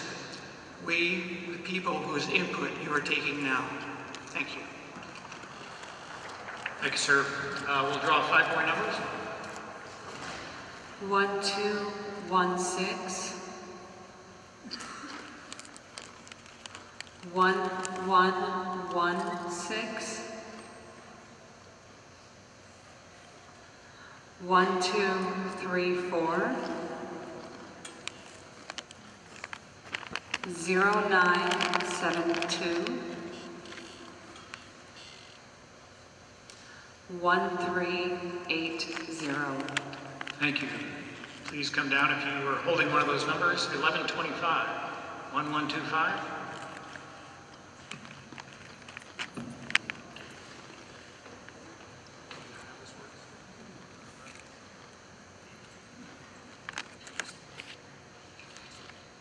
Hi, my name is Nathan Douglas, and I am from Cleveland County. Every day, coal runs through our state and nation. We need to stop that. I, of course, cannot do much. I'm 9. That means people don't take me seriously. They think that's just a kid. He's insignificant, small, and can't possibly understand. But I do understand. I understand that this is about jobs. People want to make money for their families and their corporations. I understand that this is important for food, houses, and our economy. I also understand something many people are overlooking. People think that all the great opportunities are gone, but really, the world changes every second, making new opportunities in every direction for us to use. With the evolution of time and technology, things now look nothing like they used to. I am only 9, but I do not know a world that has mixed cassettes, VCRs, phones that plug into walls, or dial-up internet. Time moves on. iPads and cell phones, video games, MP3 players, and wireless technology have changed the face of the world forever. Coal has been around since the 1800s. It is old technology that won't get us into the future. The EIS statement needs to include benefits of new energy technology. Solar, wind, and hydropower need to be looked at as places for jobs. Those are the jobs of the future. It is time to move on, past coal.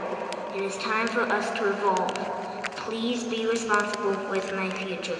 Thank you.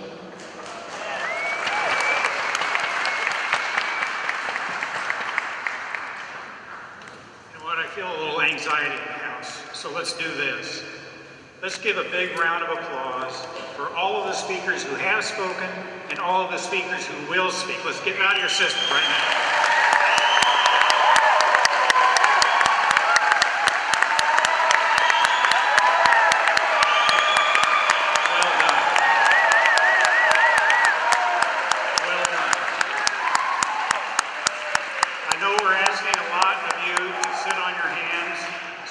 That'll get us through at least the next 12 minutes, okay? 1303.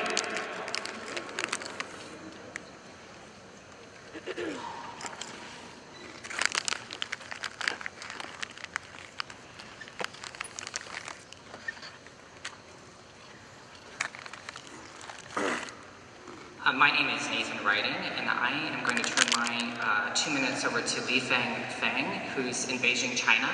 And he's going to testify about coal exports and what this proposal might have on him and those people in his region of the world. So it's all yours, Li Feng.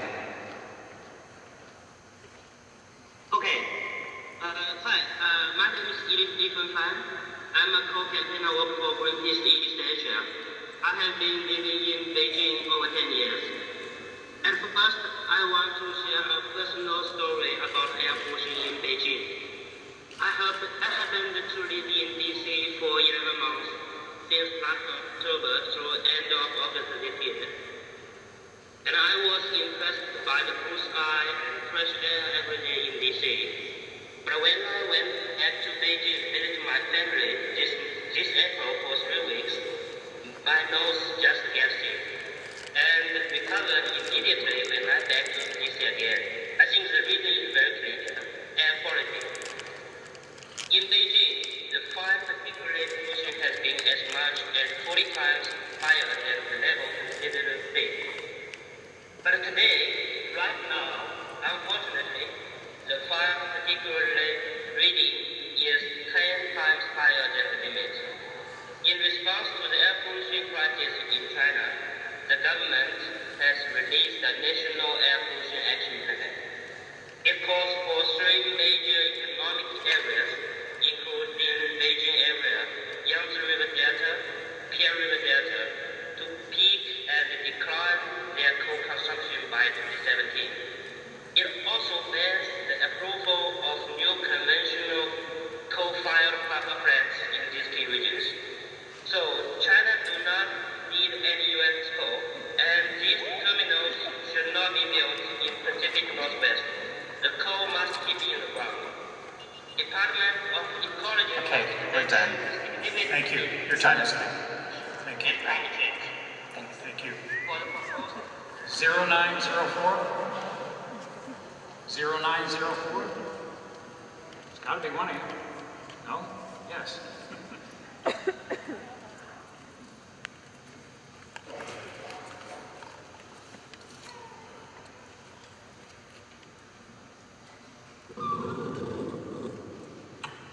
Hello, my name is Grace Sandberg, and I'm a Nisqually tribal member.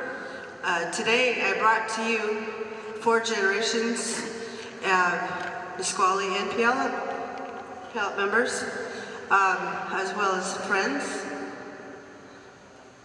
So we're the caretakers of this land as a native nation, and my elder, Marion, she says, as far as she knows, there's no way to contain coal dust. And my elder, Jean Sanders, says we live in earthquake zone. And for that coal dust to come up, it'll take less than 15 seconds to cover our children and elders and the people of Nisqually and Puyallup, as well as the Pacific Northwest. So less than 15 seconds is a lot of time. We have asthma, we have water, we have the most pristine river in Washington State, and that's the Nisqually River. And I really appreciate my salmon fishing. We have geoduck divers that dive in the Puget Sound. We have crabbers. We have the organic farm on the rail line. The coal trains go right over top of our river using the Nisqually train trestle. McAllister Springs, thank you, Olympia Mayor, for speaking to that effect of the derailments. We have derailments that happen right there at Nisqually with less than 3 years apart. So I'd like you to do scoping, EIS scoping on the landslides. Thank you very much. 1122.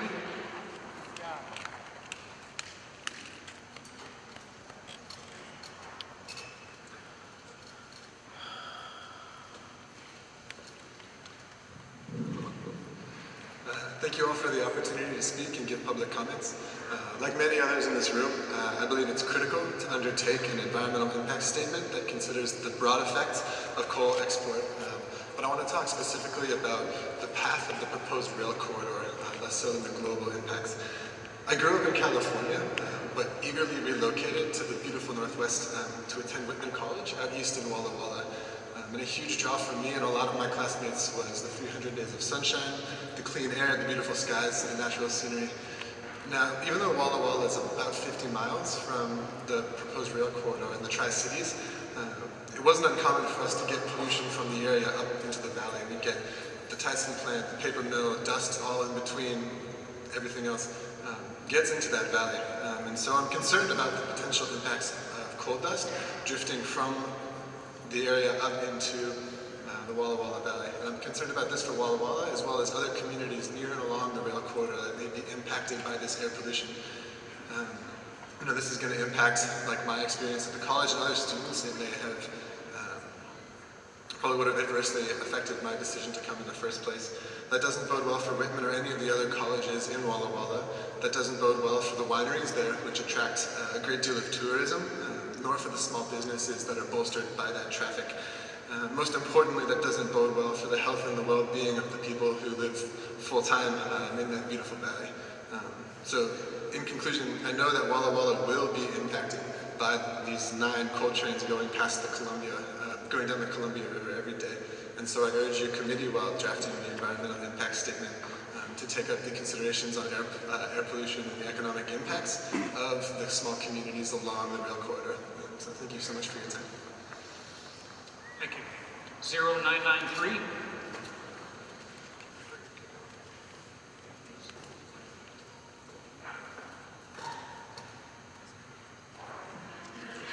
My name is Sharon Wilson. I speak as a longtime leader in environmental work in the local faith community and also as a technical person. I am a retired environmental engineer who served 27 years with the Environmental Protection Agency, many of those working on climate change issues. My faith calls me to care about the marginalized, including future generations and all the other species that share the earth with us. I ask that you evaluate the impact of burning all this coal that would be transported through the export terminal, its effect on climate change and ocean acidification. We are seeing stronger storms wreaking disasters for people in low-lying island nations and coastal and delta areas who are dealing with sea level rise and saltwater intrusion into their water supplies. And millions more live in regions where their glacier-fed water supplies are shrinking with climate change. In addition, climate change threatens the existence of many species that can't adapt quickly enough to migrate, or either adapt or migrate quickly enough to survive. In our oceans, many key species, commercially valuable or at the base of the marine food chain, are at risk from the double impact of increasing acidification that results from the greater amount of carbon dioxide being absorbed from the atmosphere and the warming of the oceans. Please look at the impacts of burning the coal on our climate, our oceans, and endangered species worldwide. If we hope to sustain a livable planet for future generations, we cannot burn all the coal reserves that we know about.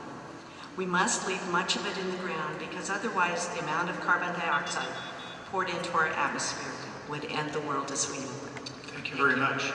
We'll draw 5 more numbers. Our queue filled up. 0919, 1217, 1343, 1029, 1219. Thank you. We invite you to join us. 1216.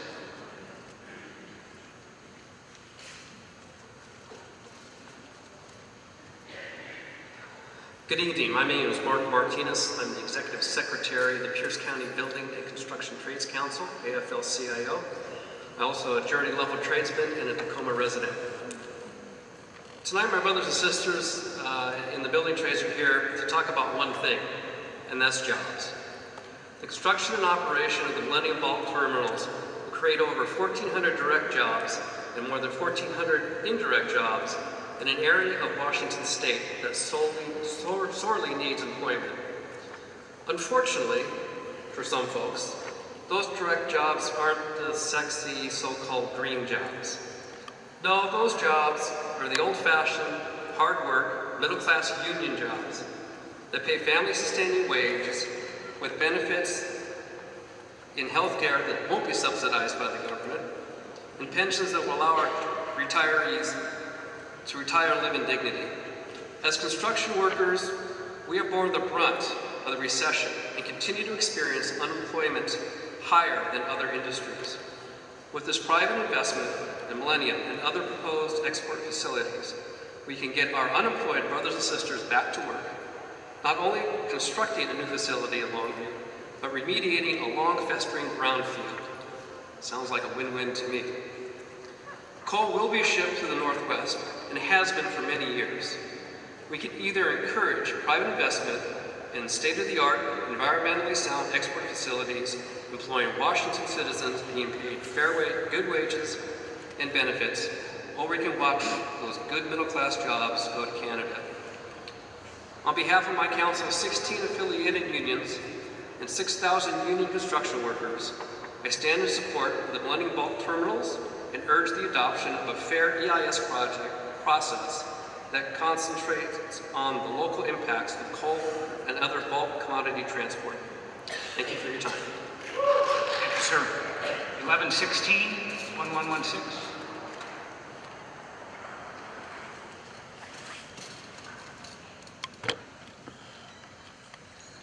Good evening, and thank you for this opportunity to speak. My name is Crystal Kyer. I'm the director at Tacoma Audubon Society.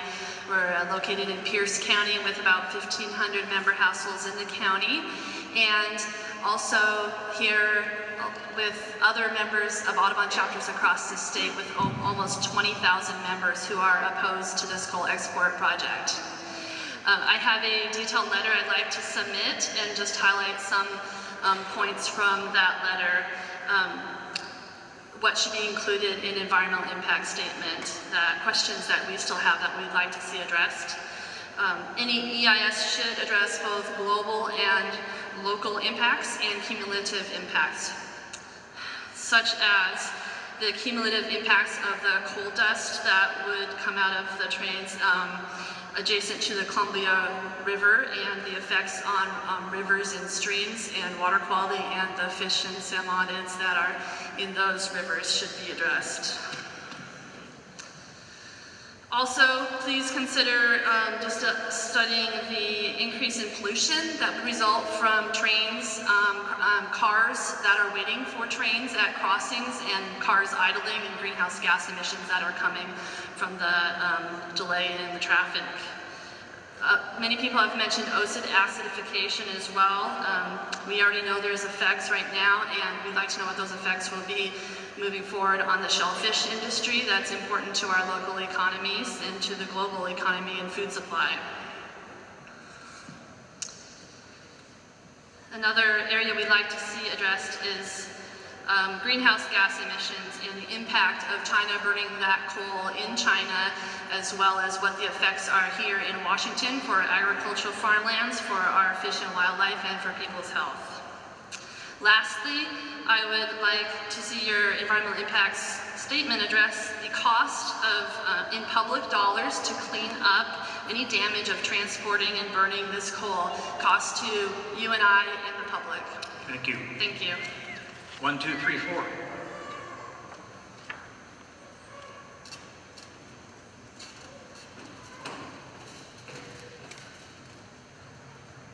Good evening. My name is Dave Myers with the Washington State Building and Construction Trades Council.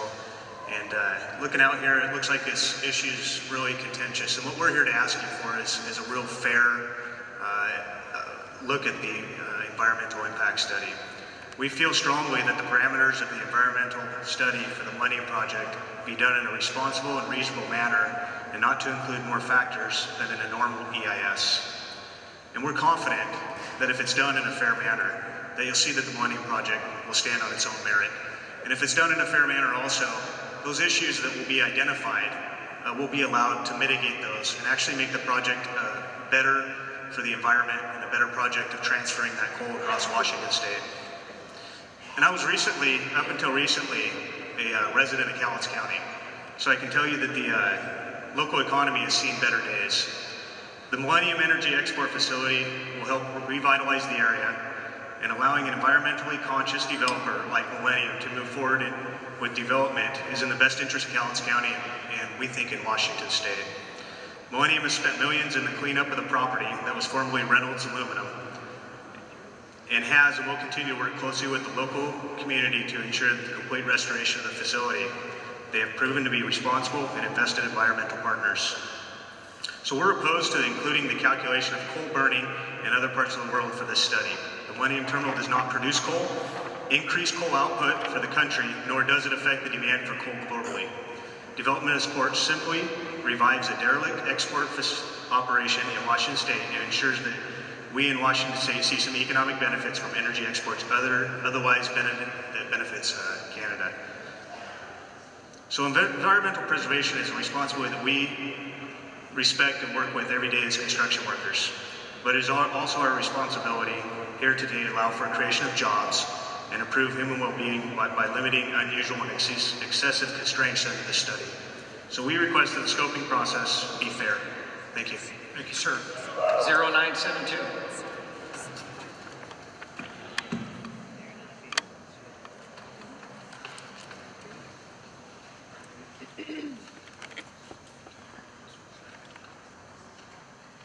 My name is Osman K. Tadolio. I am 9 and in the 4th grade.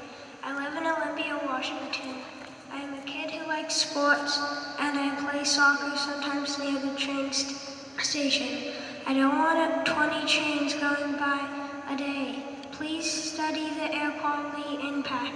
I am worried about coal changing, how fast climate change is happening. Please study this too.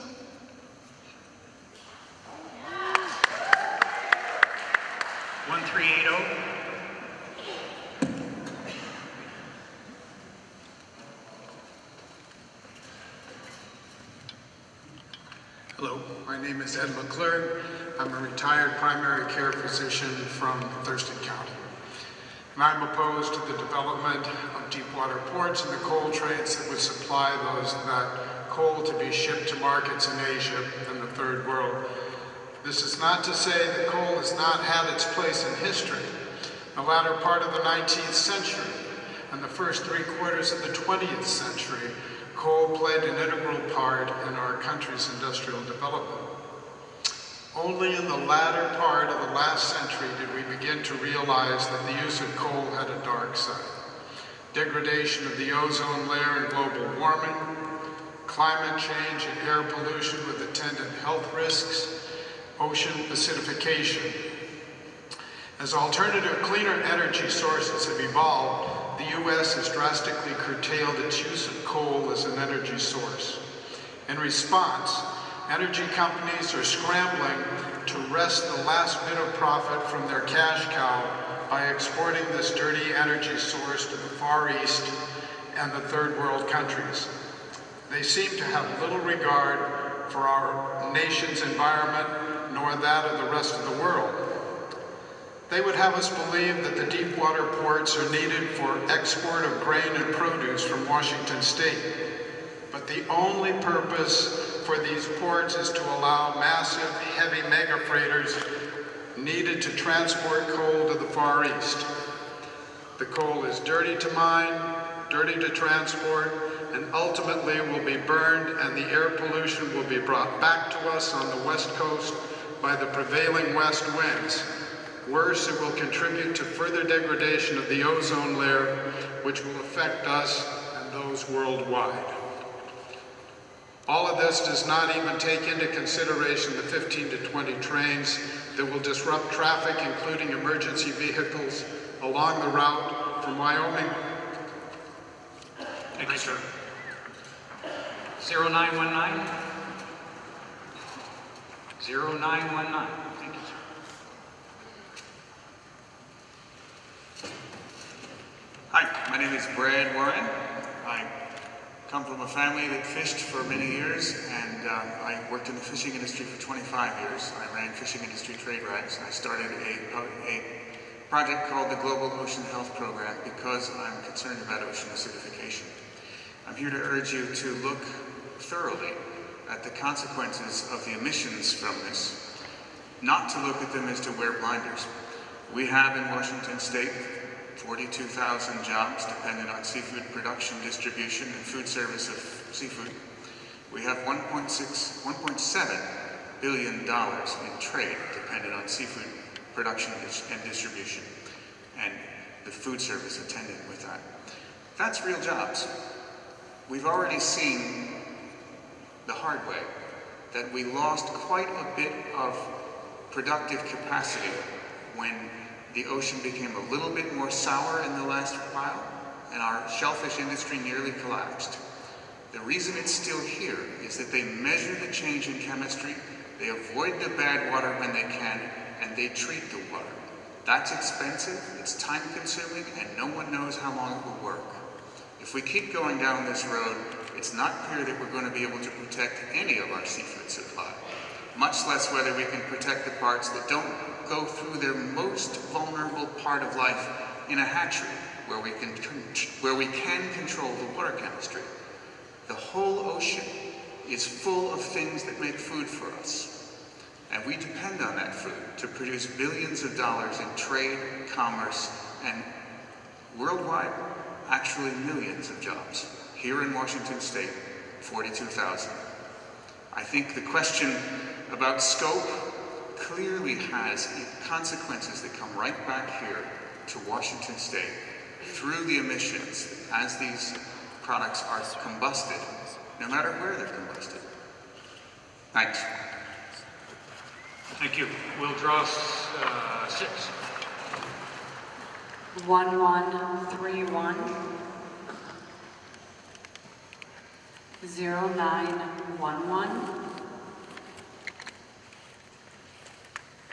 1164 1209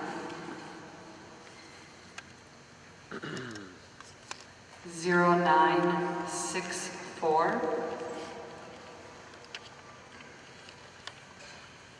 1384.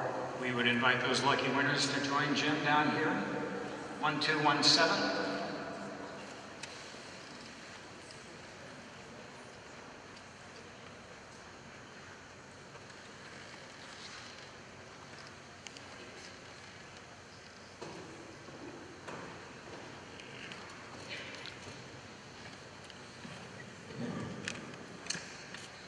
I'm Gail Kaiser, President of Landowners and Citizens for a Safe Community in Longview, Washington.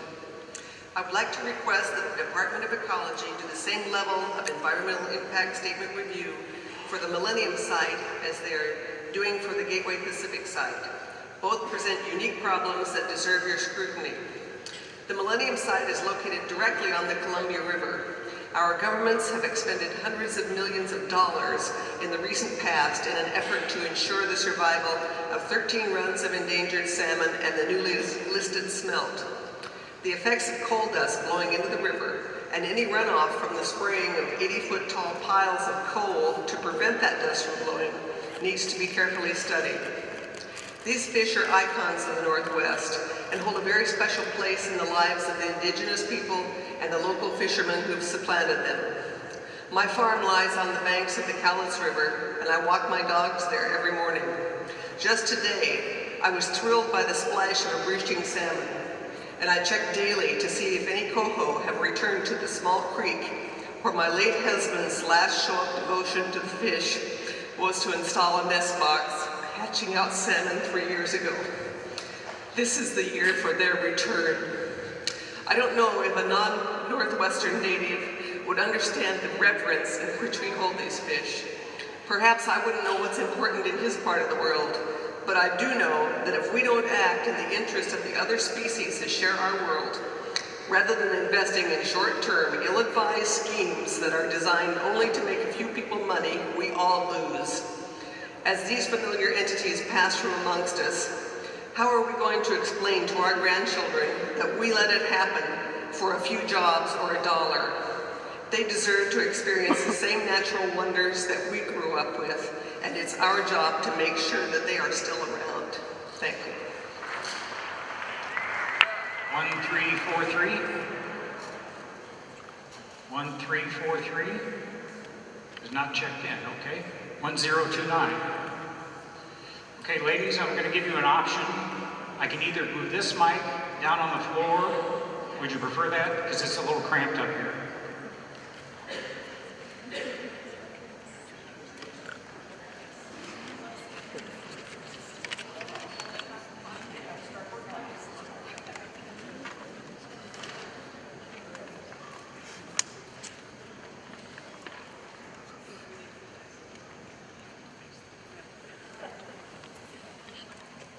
Sorry, everybody. Okay. All right. We are the Seattle Raging Grannies, and we are part of an international movement of older women, and our number one issue the last year has been climate change, and we feel that that is the issue here, and the EIS must address it, and we will give you our testimony in song. Storms keep brewing, what are we doing about climate change? About climate change, no time for misbelievers or nature misperceivers. We must act, we must act. While we're analyzing, the temperatures are rising, fires will increase, food production cease. We watch the deserts growing, starvation never slowing. We must act. We must act. Glaciers are shrinking, islands are sinking as oceans rise before our very eyes. No time for dumb debate, yada, yada, yada. We hope it's not too late. We must act. We must act. We must act. We must act.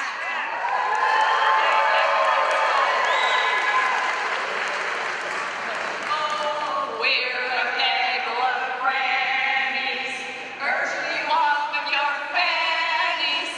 Raising our voice, we want a new choice. No more coal. With all the money we're spending on fossil fuels that are ending,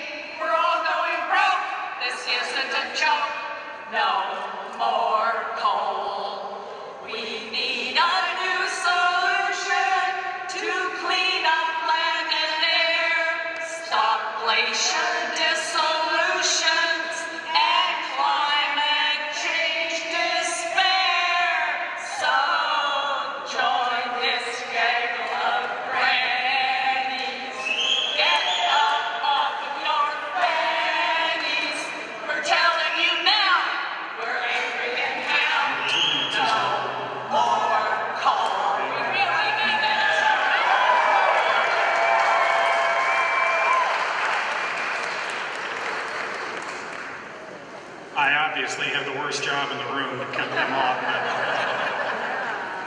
Rowdy Maybe the next speaker has the worst job in the room, now that I think about it. 1219.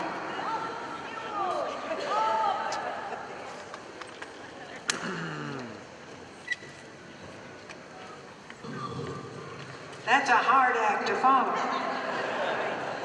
My name is Portai Hargrove. I live in Olympia.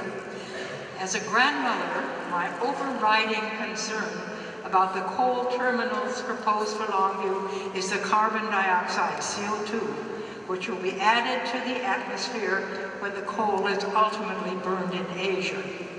The Millenium bulk terminal, if built, plans to export 44 million tons of coal annually. Wherever that coal is burned, it will spew tons of CO2 into the air, a greenhouse gas that will remain in the atmosphere for centuries, some of it for millennia. Despite the warnings of climate scientists, carbon dioxide emissions are still rising. The current emissions trajectory is putting the world on a path to warm between 4 degrees and 6 degrees Celsius, above pre-industrial levels by the end of this century. Prominent climate scientists like Kevin Anderson warn us that humans may not be able to adapt to that degree of warming. That means we do not know if humans will survive in such a climate. We do know that our food and water sources will be severely restricted by increased drought, floods, ocean acidification, changes to the Asian monsoon, and increasingly severe storms. I'm requesting that you do a comprehensive study of the amount of CO2 which burning 44 million tons of coal will add each year to the greenhouse gases already in the atmosphere, and the cumulative amount of CO2 which will be added if that amount of coal is burned each year during the estimated life of the program. We are faced with an unprecedented threat to the livability of our climate and the survival of civilization. Thank you. 1131. 1131.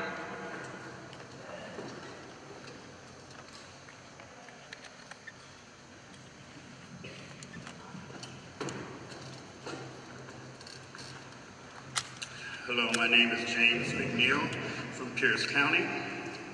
I am an environmentalist and I am active with Veterans for Peace.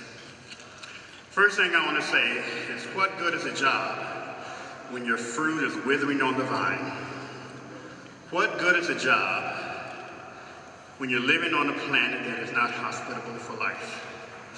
So we have to change the story, we have to change the future. We must go beyond coal. We invented the automobile, sent a man to the moon, created wars that have killed millions of people. Now we must have the courage to dream bigger dreams, save humanity, and invent a better world. How can we say that we love our country and the world and allow greed to dominate our children's future? We must say yes to life. We must say yes to love. Will we allow dangerous carbon monoxide levels to increase and rob us of life with increasing extreme weather patterns that goes beyond human imagination? Okay, they tell us that climate change is a significant, lasting change in the statistical distribution of weather patterns that vary over vast periods of time. So we get this message. We understand that glaciers are not candy cones. We understand this. We have to connect the dots even greater. We connect the dots and understand what extreme weather patterns will lead to on this planet. But now we must rise above the foolishness and the greed that is embedded in corporate power. The old story is based on greed, not need. The new story is based on a healthy planet, clean water, clean air. We must change this. Thank you, sir. Appreciate it. Thank you. 0911.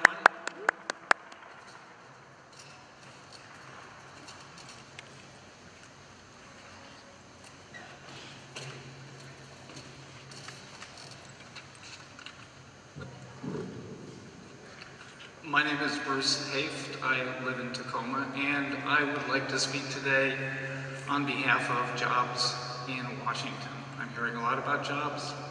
There are thousands of existing jobs in the state, jobs that have been around for a long time, that sustain families that I think are in jeopardy because of ocean acidification. I'm talking about the shellfish industry.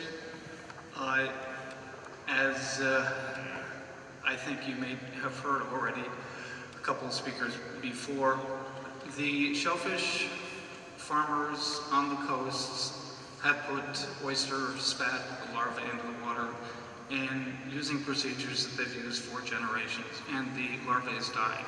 The oyster babies cannot survive. This is a huge threat to their industries that they've inherited, to the businesses they've inherited from their families, their parents, and which employ their children. And I'd like to speak on behalf of those industries today. It is known that carbon dioxide is a promoter of ocean acidification. And although coal burning is not the only source of carbon dioxide pollution, it certainly is a major contributor. So I would ask the following things from the Department of Ecology as a part of their environmental review. I'm asking you to consider the thousands of existing long-term jobs in Washington state, which are threatened by out-of-state efforts to promote the coal industry. Please identify for us how much additional acidification 44 million tons of coal per year will produce. Please identify how many decades of pollution will occur if the Longview terminal and the others proposed by the coal industry are built. What will the cumulative effect be? Please quantify how much a cheap source of U.S. coal will discourage China from developing and deploying cleaner sources of energy. Please identify what costs of decades of CO2 and mercury pollution will be to the Washington businesses. Thank you, sir. Thank you very much. Would you like to leave that with me? Okay, I think fine. Thank you. We'll draw 6 new numbers, which will take us to 7 o'clock, and then we have one elected official scheduled for 7 o'clock. 1040.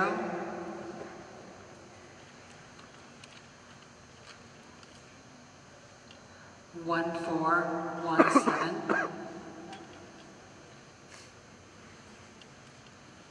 1173.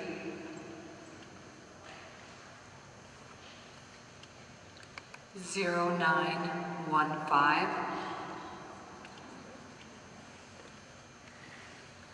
1128. 0907. If you're coming down, if you would check in with Jim, who is right behind you there. Our speaker is Richard Conlon, the City Council member from the City of Seattle. Welcome, sir. Thank you very much. My name is Richard Conlon. I serve on the Seattle City Council. I'm here representing the City of Seattle. Our mayor and council will also submit a more detailed comment letter in addition to my testimony. Seattle is doing our part to rise to the challenge of climate change. We're greening our fleet and our buildings. We're supporting sustainable transportation choices like biking and transit, and along with that, more density and walkable neighborhoods. But that could all be blown away if we build these coal terminals and ship coal from Powder River to Asia. Current coal export proposals would have a bigger carbon footprint than the entire Keystone XL pipeline, nearly doubling coal exports nationally. That's why I've joined with more than 75 elected and tribal leaders from 4 states in the Leadership Alliance Against Coal. Together, the Leadership Alliance has called on the state and federal government to conduct a comprehensive analysis of the impact of the coal export proposals.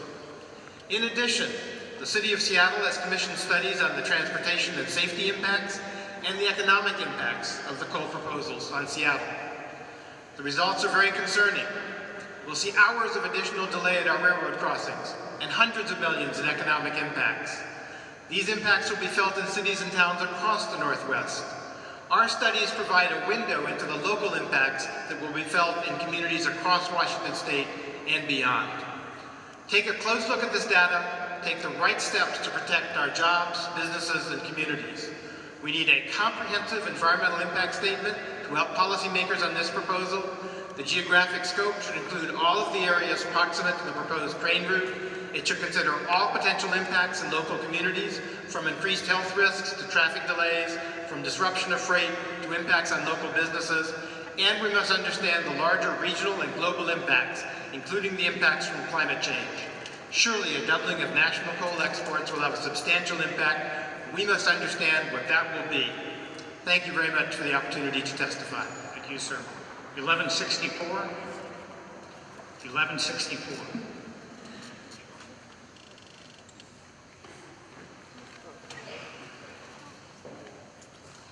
Hi, my name is Aisha Kearns, and I'm turning my time over to Fee Mosley, who lives in Newcastle, Australia.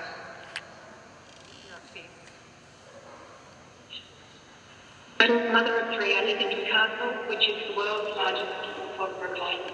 The harbour is one of the most beautiful and productive regions in Australia, holding lakes, olive groves, and farm islands. Clouds of pollution generated by coal mining are devastating to the area. Like all threats of and tourism is threatened. Coal towns have been displaced, and mining towns are becoming free from artificial insulated farms and coal. Money from mining is back into the communities that are forced to live with negative effects. The EPA issued more than 200 official health alerts in the harbour since January. These alerts warn people that air pollution levels have exceeded national health standards.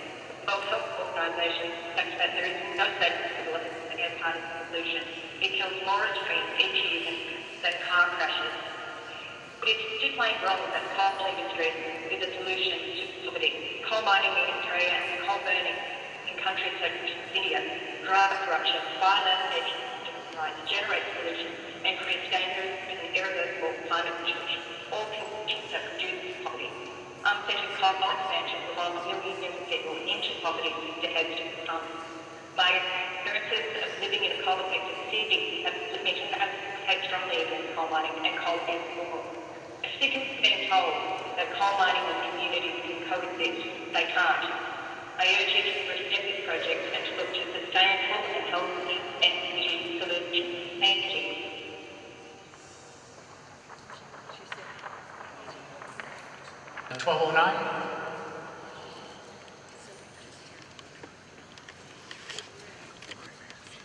Hello, my name is Michael Kagan. Everybody talks about jobs. Jobs, jobs, jobs. It's like motherhood and apple pie. Who can be against jobs? What I'd like to know is, what kind of jobs are we talking about? The jobs that this project is likely to provide are jobs that will appeal to young, strong guys who can put on a hard hat and work 8 to 10 hours a day doing hard physical labor. That is not for everyone. That's for very few people. What about single moms? What about older men who don't want to or can't put on a hard hat and hold a jackhammer or carry heavy materials? What we need are jobs in sustainable energy, jobs retrofitting houses, jobs creating and assembling solar panels, jobs with windmills that will provide energy in a better form. This is not the kind of job that we need. These jobs for this terminal are going to be short-lived, and then what? Those people who work on this terminal are going to be unemployed as soon as the thing is built. There'll be a few jobs for those who will maintain it, but we need more and better jobs for more people who are not into the physical labor. We also need to listen to the Native Americans, their wisdom. We've screwed up their land for centuries. It's time to stop doing that. Thank you. Thank you. 0964.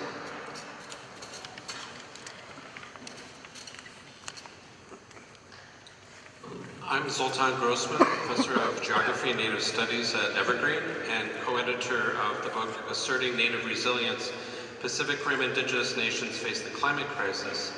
The federal government, and by extension the state, made a promise to the tribal nations when they ceded the lands in the treaties. The treaties, such as the Medicine Creek Treaty, where we're now standing, were a constitutionally backed promise that the tribes would have the right to hunt, fish, and gather. We've had civil conflict over the treaties, resolved by the Bolt decision, the Centennial Accord, and the new Millennium Agreement, that the state would partner with the tribes for our common fishery. Climate change generated by fossil fuels degrades those treaty rights and violates that promise.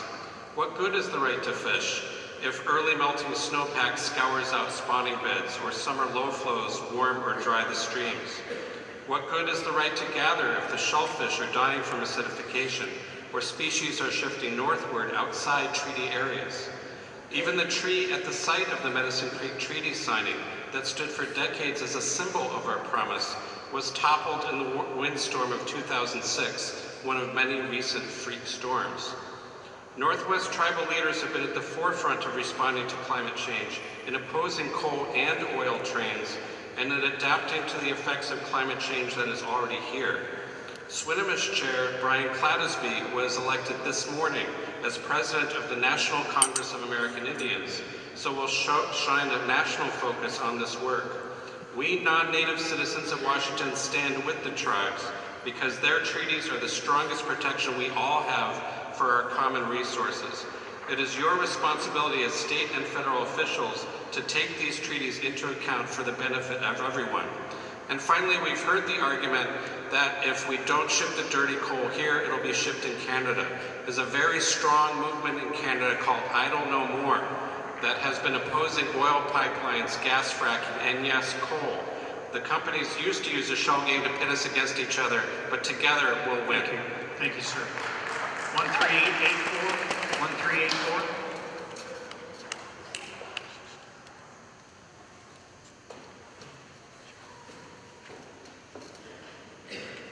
Good evening. My name is John Anderson. I live in Pierce County. Congratulations on staying awake. I'm going to be a big disappointment to those of you who are wearing red, because I thought you guys were Republicans, and those who are wearing blue because I thought you were Democrats. I'm not going to advocate for or against, instead to the point at hand, which is the environmental impact statement. The flaw I've seen for the last 40 years as a practicing scientist is not with analysis, and it's not with conclusions. It's in not being completely transparent and disclosing about the assumptions on which the analysis is based. So to the main points, you're concerned, of course, with the potential contamination of coal dust that is spread along the transport route, as well as at the terminal. You're concerned about the contamination of both aquatic and marine waterways, both from water that has picked up coal contaminants and has flowed into those waterways.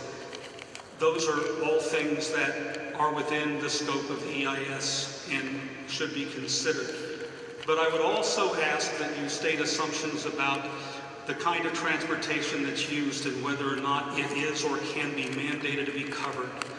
The type of storage pads or storage facilities in which the destination coal will be offloaded, and what the wind and water forces are that would act on that coal during its storage at the terminal.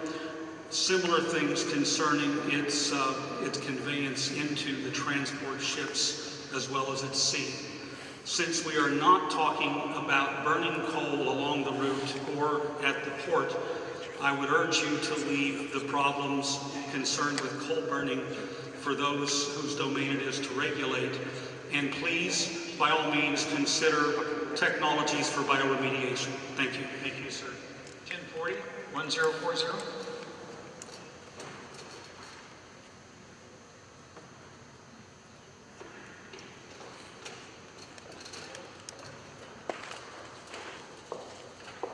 My name is Nancy Berry. I'm here speaking on behalf of the environmental team of my congregation, First United Methodist Church in Bellevue. And I also come to you as a lifelong Western Washingtonian.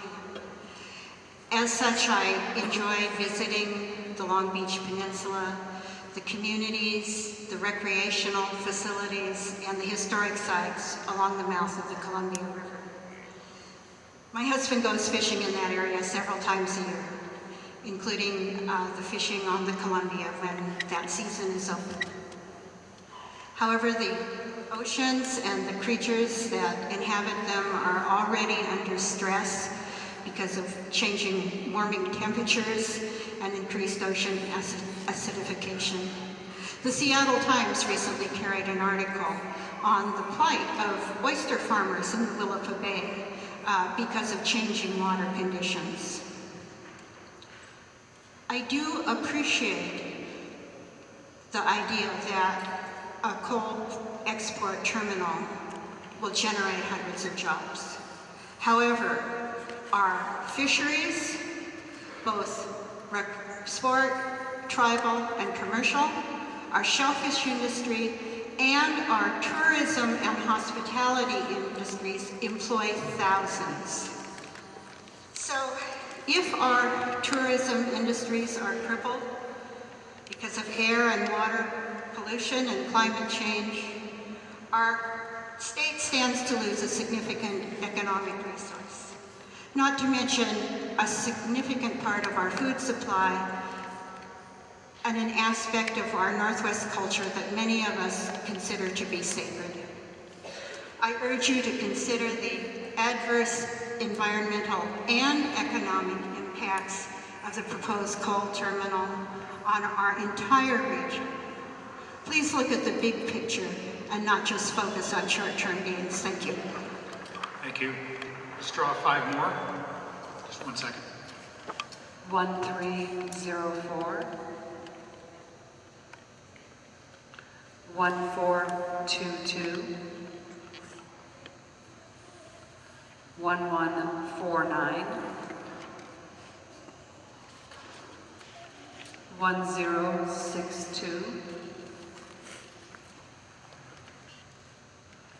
1215. And we'd ask you to join us up front, and 1417 is next.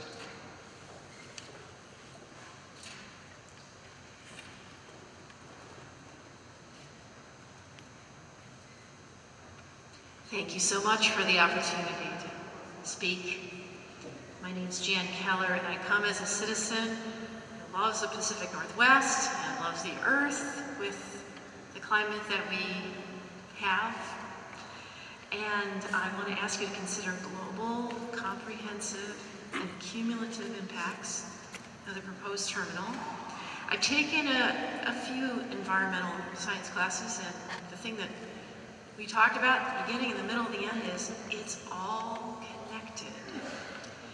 The coal terminal is connected to the activity that is the purpose of the coal terminal.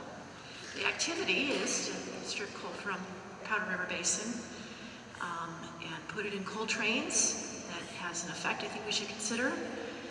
It's all connected. Put it in coal trains that cut through communities. Coal dust comes out. Put it in ships. I think it's all connected. We need to consider all the activity. And finally, to send the coal to Asia to be burned. It's all connected. The atmosphere is clearly connected all around the planet, and the atmosphere is what allows us to have, hopefully, a stable and lovely climate. The atmosphere is what allows the ocean to keep its life-friendly qualities going. And it doesn't really matter where the coal is burned. It puts carbon into the atmosphere that's already to burn. So it's all connected. The proposed terminal, the purpose of the terminal, and all the effects that would spread out from that purpose. So I really ask for global, comprehensive, and cumulative impacts to be considered. Thank you. Thank you. 1173.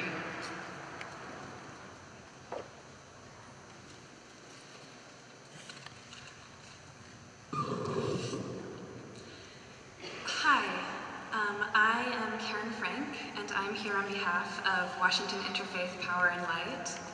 And I know some people have been up here today to ask you for a fair hearing, or a fair scoping process. And I'm glad, because that is also what we're here to ask you for. The great 2nd century Jewish Rabbi Rashbi told a parable about some people who were in a boat. And one of them took a drill and began to drill a hole in the floor of the boat. His companions were somewhat alarmed and asked him what he thought he was doing. But he kind of retorted to them, "Why should you care what I am doing? It isn't any business of yours. I am only drilling under my own seat." An EIS that only looks at the impact on one port or one small region before approving creating a vast cross-state export system of a toxic substance is like an EIS that only looks at the impact on one plank before approving drilling into the floor of a boat. As people of faith, our traditions tell us about the need to look at the larger picture of our actions, to take account of the impact we are having. We are called to care for and listen to our world and the people around us. Our traditions and science tell us that we live in a deeply connected world, and that if we ignore that we are all in the same boat together, we will find ourselves drowning together. Fairness means taking into account and protecting the well-being of everyone who will be involved. Fairness means listening to the hundreds of people this project would employ, and to the millions all along the rail lines and waterways whose health would be harmed, whose environments would be degraded, and whose jobs would be put at risk through damage to one of our greatest resources, our fisheries, threatened by pollution and ocean acidification. To ignore all of these voices, to ignore the very serious concerns and risk causing harm to so much that we value, that would be grossly unfair. Thank you. Thank you. 0915.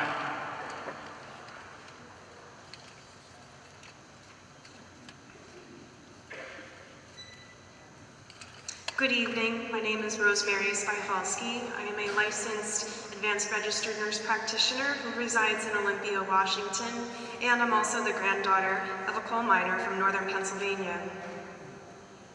I'm here today because I'm very concerned about the health and well-being of Washington State residents as a result of fine particulate matter emitted from coal trains traveling along the proposed route from the Powder River Basin of Montana and Wyoming through Idaho, eastern Washington, and the South Puget Sound to its final destination in Longview, Washington.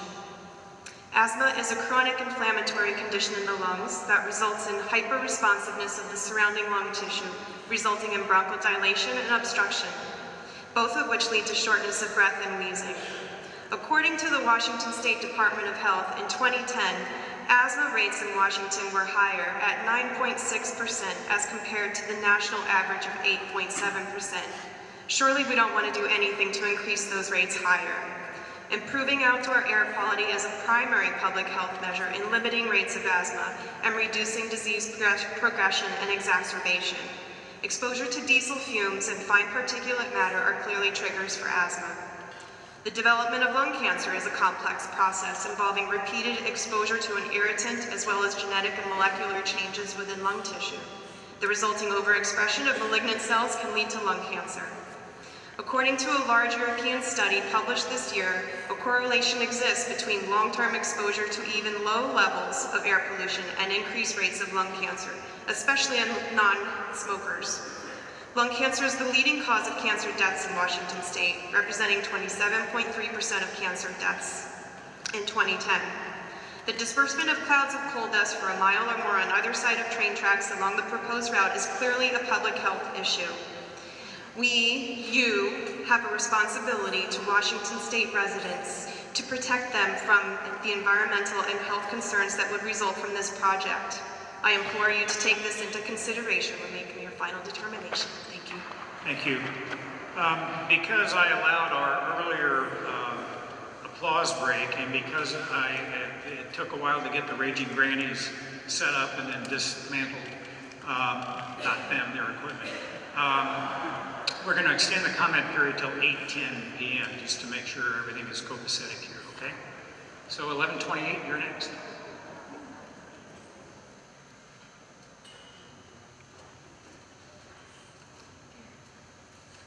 My name is Robin Ivy Black. I live in Olympia, Washington. I'm I'm a visual artist there. Today I am talking in honor of my 89-year-old father who passed away a month and a half ago. He was not an educated man, but he was an observant man who stayed informed about world events. A few years ago, he said to me, "It will be okay for me, but you and your generation is going to see very hard times from this climate change." I've never forgotten what he has said, and because of this, I'm asking that you, the Department of Ecology and Cowlitz County, not only request that you evaluate the increased air and water pollution of the transport of coal through our state to the Longview terminal. It is an act that will increase asthma, disease, and threaten our food sources. I not only ask that you evaluate the increased vehicle congestion resulting in air pollution and decreased loss of economic production from the many trains passing through our towns and cities. But because of what my father said, I also insist that you would please look at the carbon footprint of the overland transport, sea transport, and burning of this coal. Global warming is affecting the whole planet. Coal causes more carbon dioxide emissions than any other energy source. In my northwest backyard, it is already causing a decrease in snowpack, which has threatened our water supplies, power supplies, increases fires that are dangerous to people. But mostly I'm concerned with all citizens of the world. It is now time to act to greatly reduce CO2 emissions quickly before there is irreversible devastation to life on the planet. Thank you. 0907.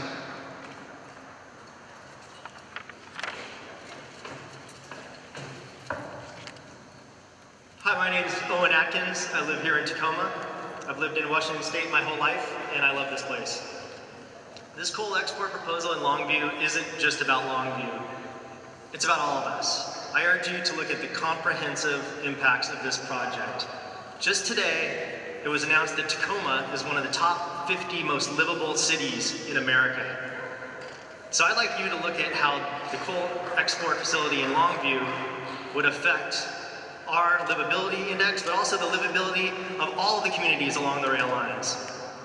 Coal export would disrupt commerce all across the Northwest. It would damage vital businesses like recreation, tourism, the fishing industry. It'd be an economic disaster for our state. And what about the climate impacts? Here in Washington, we're phasing out our last remaining coal-fired power plant. That is an amazing accomplishment. That's leadership. That's economic leadership. That's climate leadership. This coal export project would jeopardize our state's global leadership position as a climate leader. The proponents of this project, they say that it won't impact climate change. Okay, well then I guess they shouldn't really be afraid of climate impacts being included in the EIS. And I urge you to do just that. According to a study by Sightline Institute, the coal plan for this Longview proposal would produce as much climate-disrupting CO2 as every activity combined in the entire state of Washington. That's embarrassing. Coal burning in Asia is harmful to all of us. It hurts us right here. It's acidifying our oceans, it's acidifying the Puget Sound, harming our shellfish industry, harming our fishing industry. Coal export is a dead end for our economy and for our climate. Please consider the full impacts of this project. Thank you. Thank you. We'll draw 5 new numbers. 1389.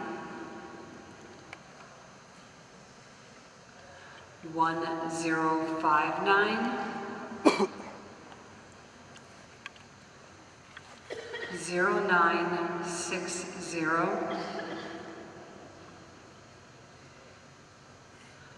1054.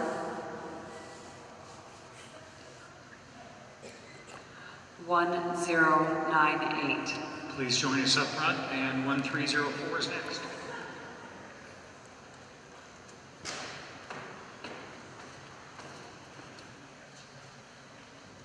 Good evening, my name is Mike Elliott. I'm the spokesperson for the Washington State Legislative Board Brotherhood of Locomotive Engineers and Trainmen.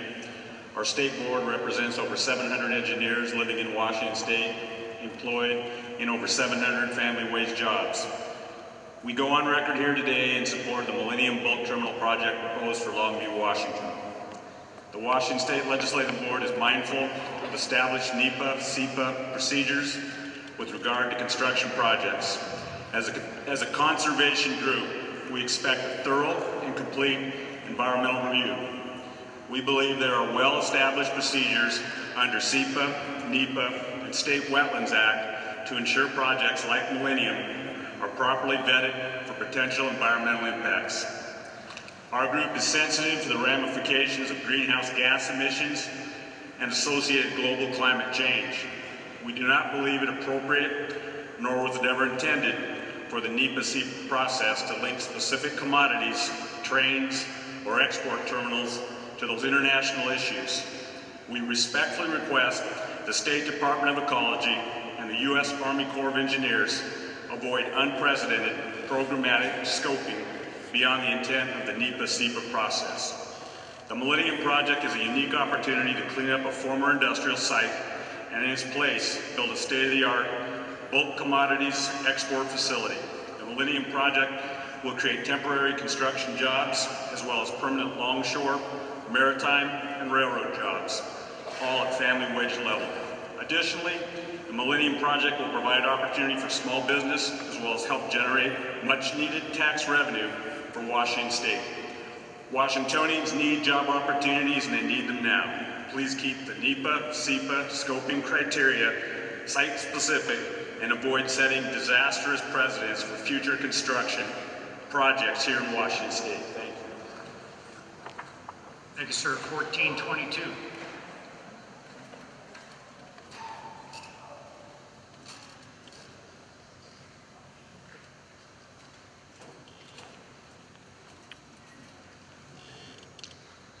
I speak to you as a healthcare worker, a shop steward in my union, and a member of No Coal Trains through South Sound.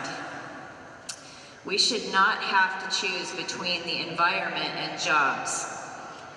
Why should we accept pollution and climate change as unavoidable? Why, when the technology to power the entire planet on renewable energy already exists? What's the solution?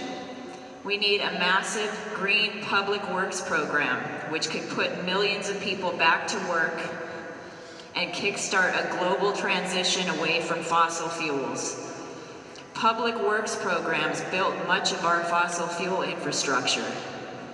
Instead of constructing coal and oil export terminals, we could build solar panels, windmills, and a new electric grid. These projects should be publicly owned and run democratically to benefit all and minimize harm to the environment. It's not realistic to expect green energy projects to be as profitable as the fossil fuel industry is. Fossil fuels have had an over 100-year head start, and the world is currently completely dependent on them. Free green job retraining should be offered to fossil fuel workers. We need independent political candidates to implement these programs. Look around at all the people that came out wearing red today and realize our power. We can do this if we work together and put our minds to it. So no, we don't want that coal terminal in Longview or anywhere else. We want you to do a comprehensive study of all the impacts of the mining, the transport, and the coal burning. We do want jobs, but we want green jobs now. Thank you. 1149.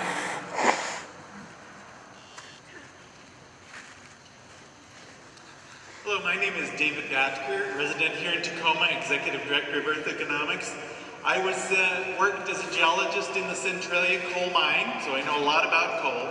And you need to take a careful survey of all the materials within coal seams. All coal seams are different. So for example, in Centralia, we had some coal seams high in vanadium, others that had more radioactive isotopes. So any coal coming through this area needs to be fully surveyed for the particulates, heavy metals, the concentration of sulfur, etc. there's no question that the dirty coals will be exported because the U.S. has a higher standard than Asia for our coal requirements.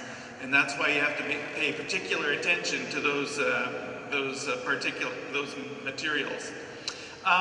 In addition, Department of Ecology, as well as the Army Corps of Engineers, has recognized ecosystem services. This has come through, we have a huge number of projects in this state with that. 23 categories of ecosystem services. So these should all be surveyed. I'll submit these separately. And they should be part of this analysis. In addition, a true environmental impact assessment cannot be done piecemeal. You cannot say we're only going to look at this piece of railroad track, we're only going to look at the port, we're going to ignore both other ends where the coal is burned, where it's dug up. We have to have a full analysis in fact. And we know that most of the mercury coming over Washington State and contaminating our fish has come from Asia. And so we really have to have a full analysis end to end. Finally, I'd like to say we also have the capacity now to value that damage that's been done we can value ecosystem services or impacts to the atmosphere, our waters, etc. So I advise the Department of Ecology to include a valuation of ecosystem services with the EIS. Thank you, sir. 1062, and while you're coming up, it looks like 1389 and 1059 have not checked in. So if you hold one of those numbers, if you check in, if you still want to speak, we appreciate it. Good evening. Thank you for the opportunity to speak. My name's Clark Gilman. I'm a union carpenter and I live in Thurston County. Since 1996, I have spoken at many large meetings to promote big construction projects. But tonight, I can't do that. Tonight, I'm speaking as a father and as a citizen of this planet. I believe that we need and deserve a comprehensive global review of the environmental impact of these projects. And for me, I think there's a job site analogy. Maybe this is too simple, but in the simple way that I look at it, I had an elderly neighbor have me come over because her bathroom floor was wet. And when I started poking a little bit at it, and I spoke to her about it, I told her it could go all the way down to the ground, this rock, and it's very likely up in your ductwork, the mold, this has been gunky for a long time. And that's the situation I think that you have in front of you, is you can make a decision to be the technical experts and scientists that you are and look at the entire picture, or you can be the handyman who comes in and offers to put a piece of linoleum over the wet spot. So, thank you for your time. Thank you. 1215.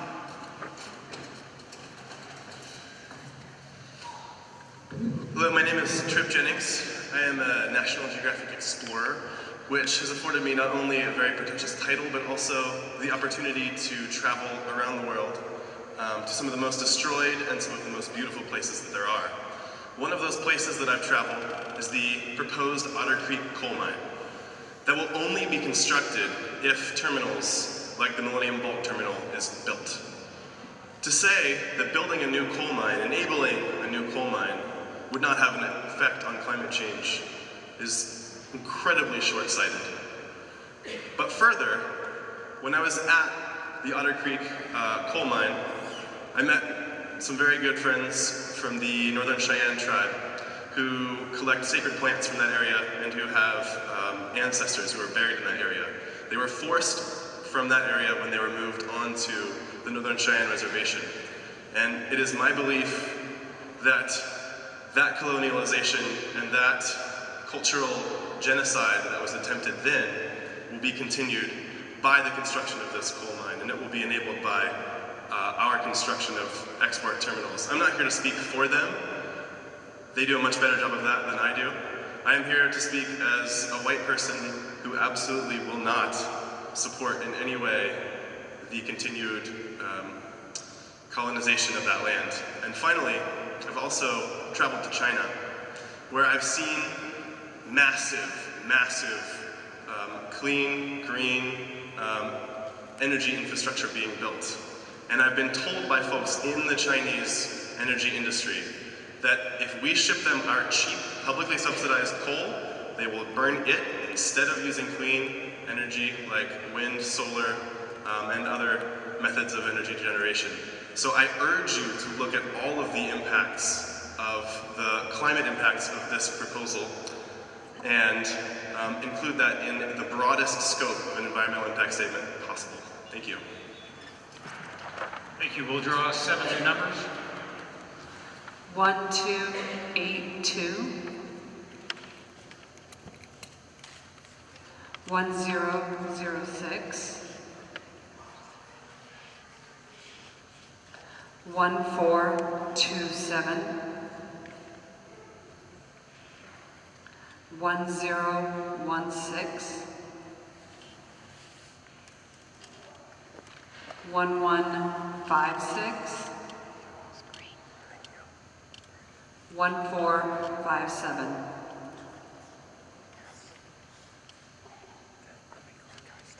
Okay. 1291. Okay. Fill in that last blank. Thank you. Please come forward if you're holding one of those numbers, and 0960. You're up. Thank you.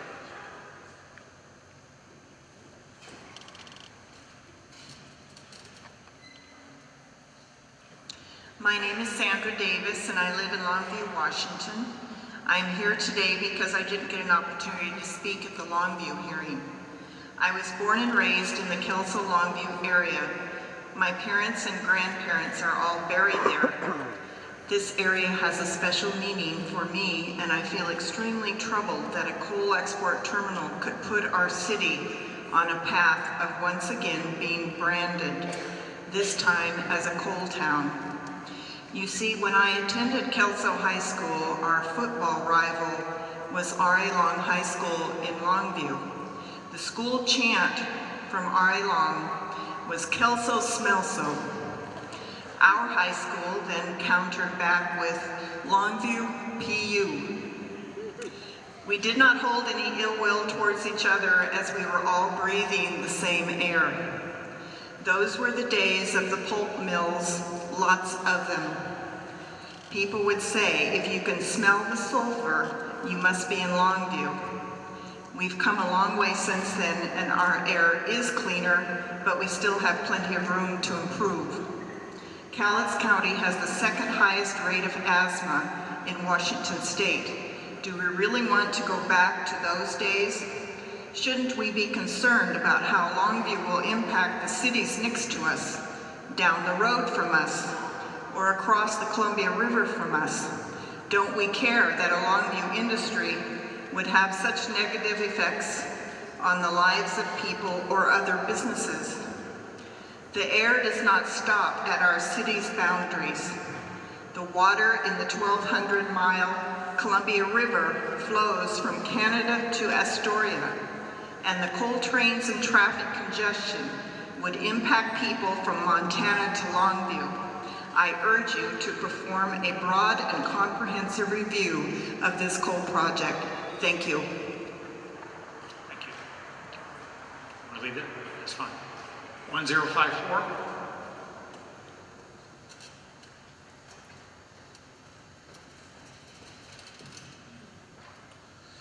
Good evening. I'm Herb Crown. I'm the State Legislative Director for the United Transportation Union, also known as SMART, Sheet Metal, Air, Rail, and Transportation Workers Union. We represent over 2,000 railroad brakemen, switchmen, and trainmen, and conductors across our state of Washington. Our members love to hunt, fish, and hike. As a group, we are strong environmentalists who are very concerned about global warming and the health of our planet. We strongly support a rigorous site-specific environmental impact study of the project. The impartial consideration of this facility is imperative to the 5,000 rail workers in Washington state. This project will create permanent multi-commodity export infrastructure like our aging grain terminals that will provide long-term export jobs for the next 100 years or more, long after the export of coal ceases to be a major source of electrical generation. We need these facilities to create and preserve rail and port jobs for today and the long-term future. Regardless of what happens with this project, coal trains will continue to run through Washington State as they are now and have been for 100 years. The idea of a programmatic EIS is unprecedented.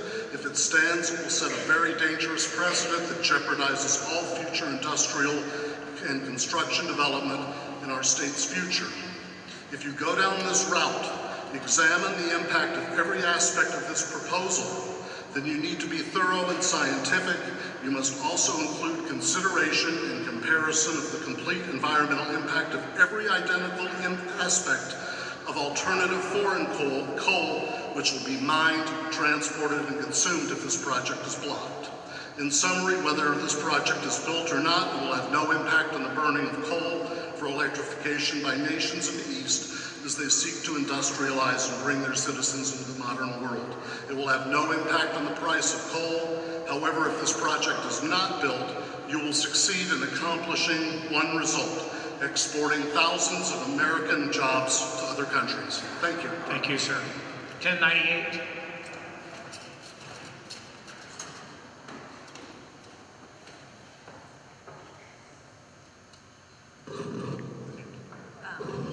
Thank you. Margaret Green. As a native-born Longview resident, I have concerns for coal dust from the huge open storage pile, the open cars, and diesel particulate from train engines and ships penetrating our community, impairing our already marginal health report card and further degrading the quality of life and health for the residents of our most vulnerable neighborhood near the 432 industrial corridor. That said, it is no secret that my community needs jobs.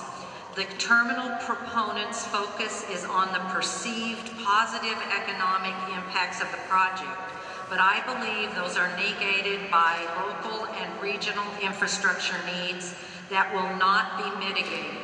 Longview has 4 at-grade crossings, one of which is a vital link to communities across the river in Oregon.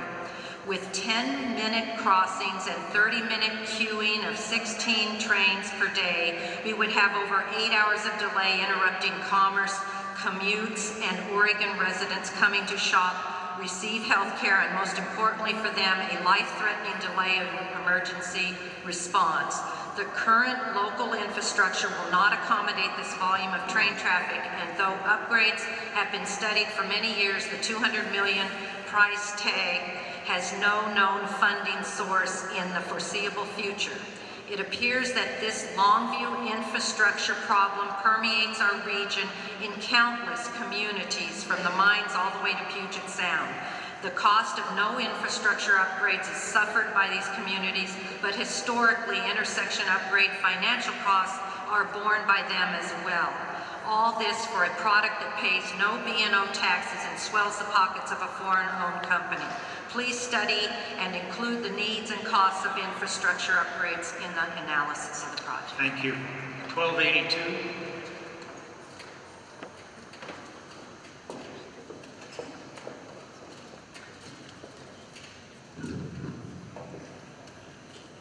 Hi, my name is Darrell McCarty.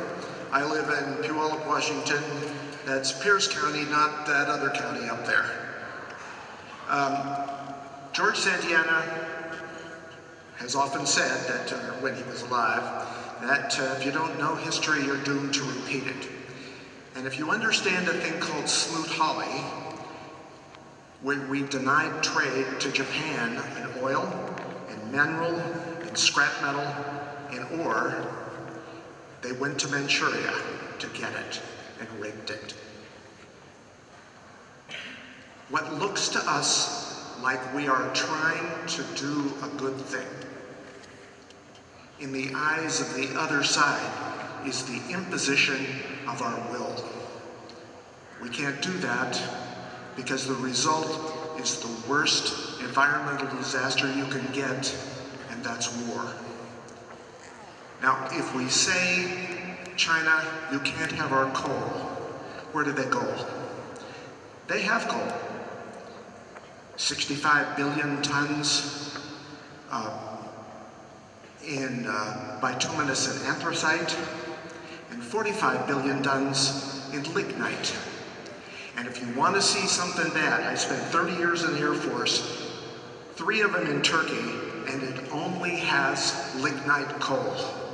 If you want to taste the air and cough all the time, let them burn lignite. It is a crime. We cannot impose our will on somebody else in whatever guise we like. Now, the other thing is, I'm a military logistician. Every port we build means I can get something to the troops if we ever have to use them. I don't care what the port is or anything. It can't be a Canadian port. It's got to be an American port. Thank you. Thank you, sir. 1006.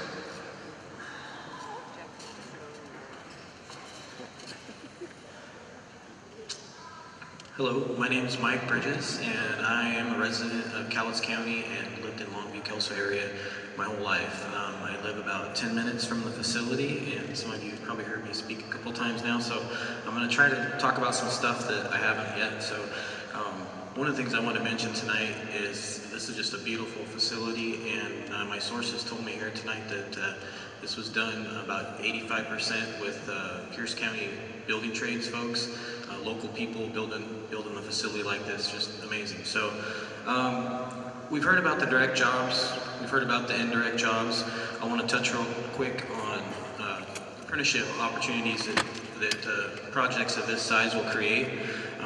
Without apprenticeship opportunities, you don't train the next generation of craftsmen that can build a facility like this. And so people look at construction as temporary jobs. Yeah, they're temporary because we build them and then we move on to the next one, but they're how we make our living, and they're how we enjoy places like this. So I applaud Millenium and any other companies that are willing to commit to using the local workforce and local sourcing to build and maintain their facilities. When companies choose to use local labor and get the supplies from local businesses, those dollars stay in the community and circulate over and over. Being a resident of Longview, Kelso, I've seen the small businesses come and go in Longview as the pulp and paper industry has declined. These businesses rarely lasting more than 6 months before they close their doors. The reason for this is the lack of family wage jobs. A project of this magnitude will have a ripple effect through the whole region and attract other businesses to the Longview area. The only business I can think of that has maybe prospered in Longview in the last 10 years is Walmart. So well that we were blessed with a second Walmart a couple years ago. So that kind of shows you where we're at. I'm glad the opposition is here tonight. We in the building trades believe in this process, and we also believe that there's a balance we can build and maintain this export terminal while meeting the current regulations. Thank you. 1427 is not checked in, so let's take them off, and then let's draw 6 new numbers.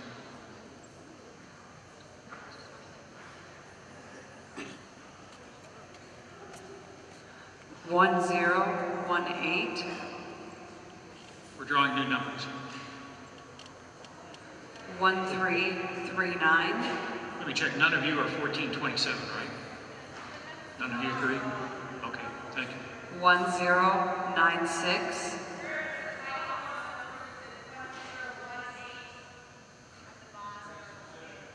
I'm sorry? It's 1018. Sorry, I got it. It's getting late, folks.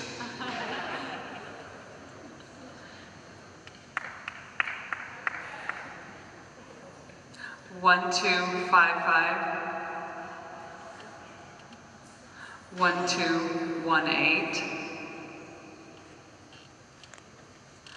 1250. Okay, 1016 is up.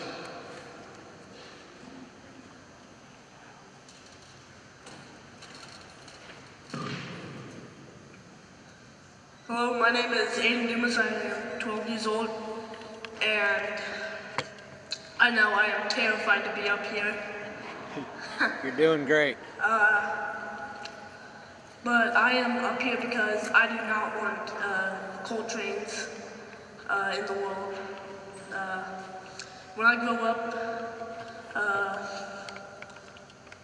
I don't want to be breathing in all the bad chemicals from the coal. I don't want anybody else to either. So I hope that as many of you will agree with me on no coal. Thank you and good night. Thank you. 1156.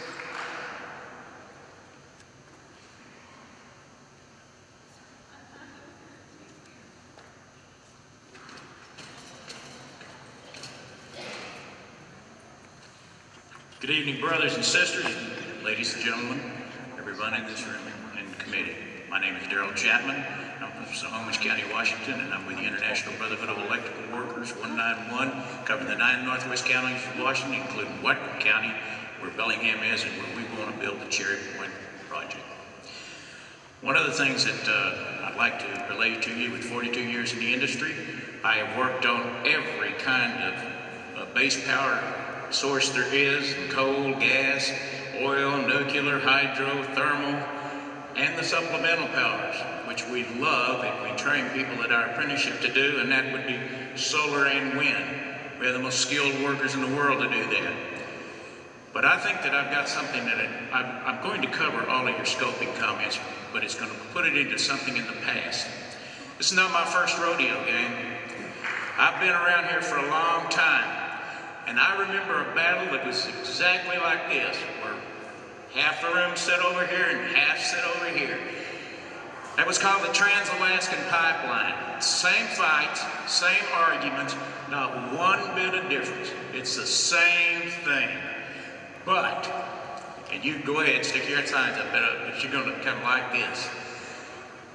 They decided, but then we had an oil embargo, and that forced everybody to come together and try to mitigate the situation. And using those same things that they did to build the Trans-Alaskan Pipeline, the environmental community was heavily involved in it. And I can remember in 1975 when I went there, I didn't like the environmentalists at all, but I'll tell you, when I left in 77, I loved them. And here's the reason why. We built a pipeline from Prudhoe Bay all the way to Valdez, Alaska, and that thing was the most environmentally clean and sound project in the history of this world. And don't count the Exxon Valdez. That was a ship, and we'd have had drug testing and alcohol testing back then. That wouldn't have happened. Now then, all I can tell you is that here's one thing that can happen. This could happen. Sir, your time is up. And if it does happen, we need the environmentalists. 1457.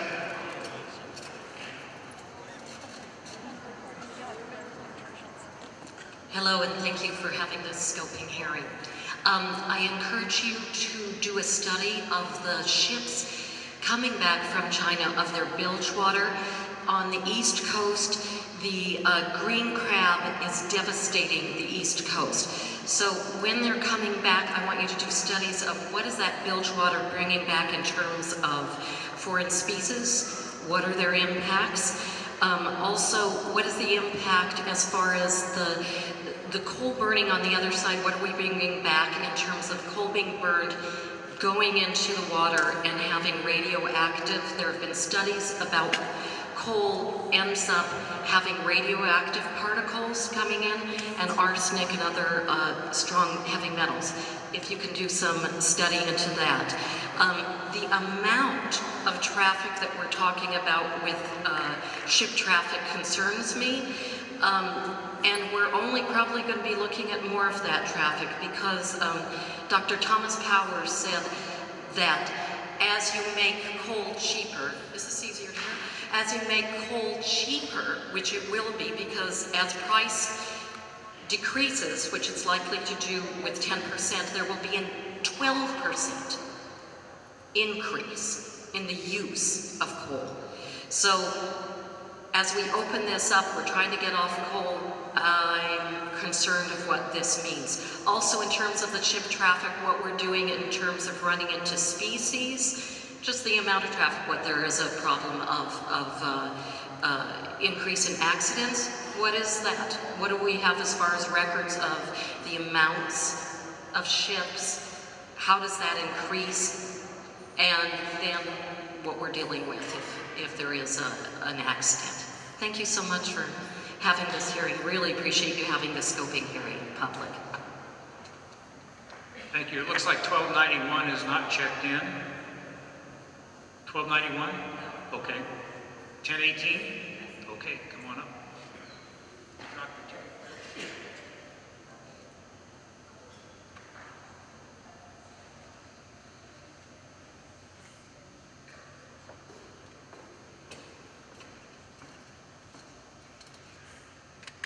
My name is Marilyn Kimmerling. I live in Pierce County in Tacoma, Washington. Thank you for giving us, I'm glad that I have the opportunity to speak tonight. I understand that the scoping hearing is interested in hearing specific facts, and while I agree with every bit with the larger view that people have taken tonight, you've heard that, and I know that you've heard everything that I could possibly tell you about the larger view and how important it is to us. So today I'm going to speak a little bit about the more specific view. I was raised on the East Coast, just outside of Washington, D.C., and then I heard this song when I was a teenager, "The bluest skies you'll ever see are in Seattle." I got on a plane. I came out here. Where I was raised, we seldom saw blue sky. When it was clear, when it was a, quote, sunny day, the skies were white. I came out here and it was heaven. I live in Tacoma and I love Tacoma. I am concerned about several specific issues here in Tacoma.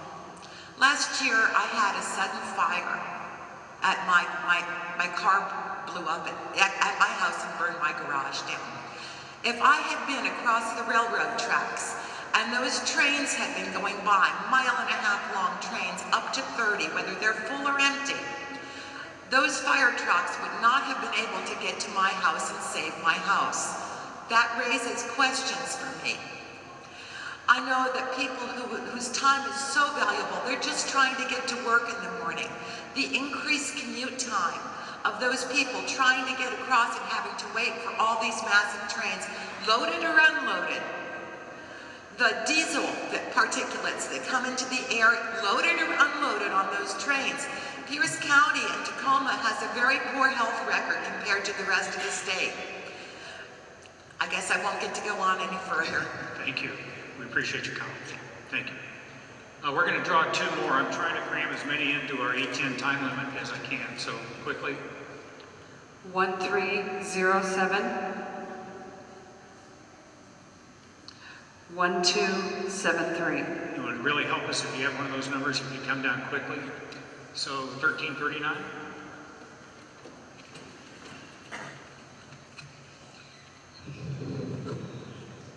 My name is Abby Brockway, and I have had many labels that would describe who I am and why I'm here today.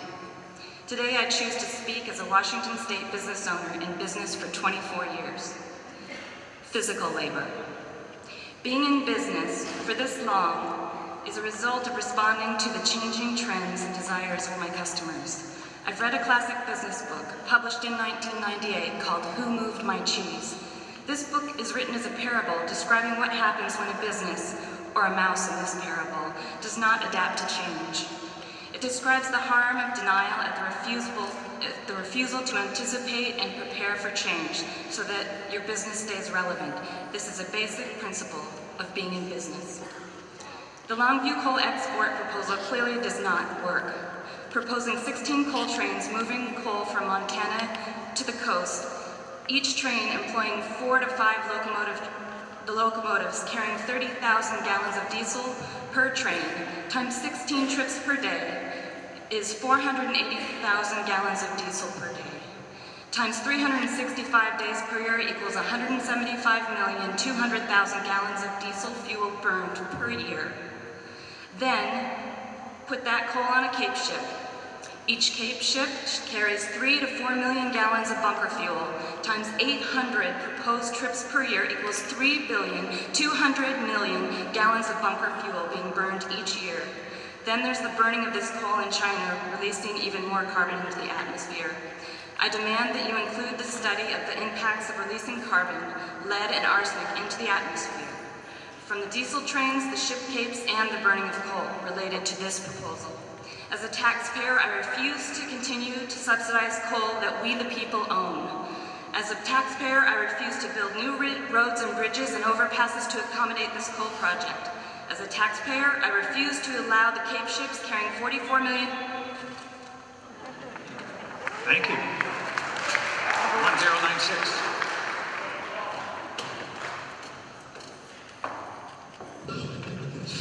Good evening. My name is Esther Bennett and I live downtown Tacoma. I live right above the railroad tracks. I serve on the Workforce Development Council in Pierce County, and I work for the State of Washington Division of Vocational Rehabilitation. We help people with disabilities get jobs. I have many years of experience in working with people who need jobs, and I'm very familiar with the tragic consequences of unemployment. Tacoma should be very concerned that our unemployment rate continues to exceed the state of Washington average by almost 1%. In Longview and Cowlitz County, unemployment is nearly 2 full percentage points higher than Tacoma's, and the Millenium facility is one of the very few projected developments that offer the opportunity for family wage jobs in a community that is desperate for work. Tacoma and Longview share some strong similarities in their recent industrial history. Both cities saw opportunities for well-paid blue-collar jobs eliminated as longtime employers such as Reynolds, Kaiser, and Asarco closed their operations. Remaining companies like Simpson and Weyerhaeuser have automated their facilities and have greatly reduced workforces. Not every person chooses or can afford a four-year college degree, and port operations offer both an opportunity for well-paid regular employment while at the same time supporting the President's export initiative. From my living room window in downtown Tacoma, I watch the train traffic that originates or terminates in Tacoma, as well as trains that pass through on their way to Seattle and Vancouver, Canada. Tacoma has greatly benefited from that train traffic. It symbolizes a robust economy and jobs. If additional trains come through Tacoma as a result of the Millenium Project, I strongly believe that it's a very, very small price to pay for family wage jobs in a community that desperately needs them. Thank you very much. Thank you. 1255.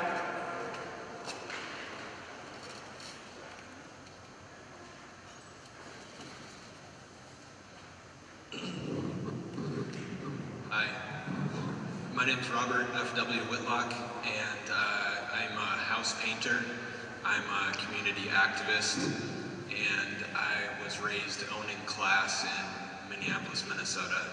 And let me tell you, we have some problems, some big problems here.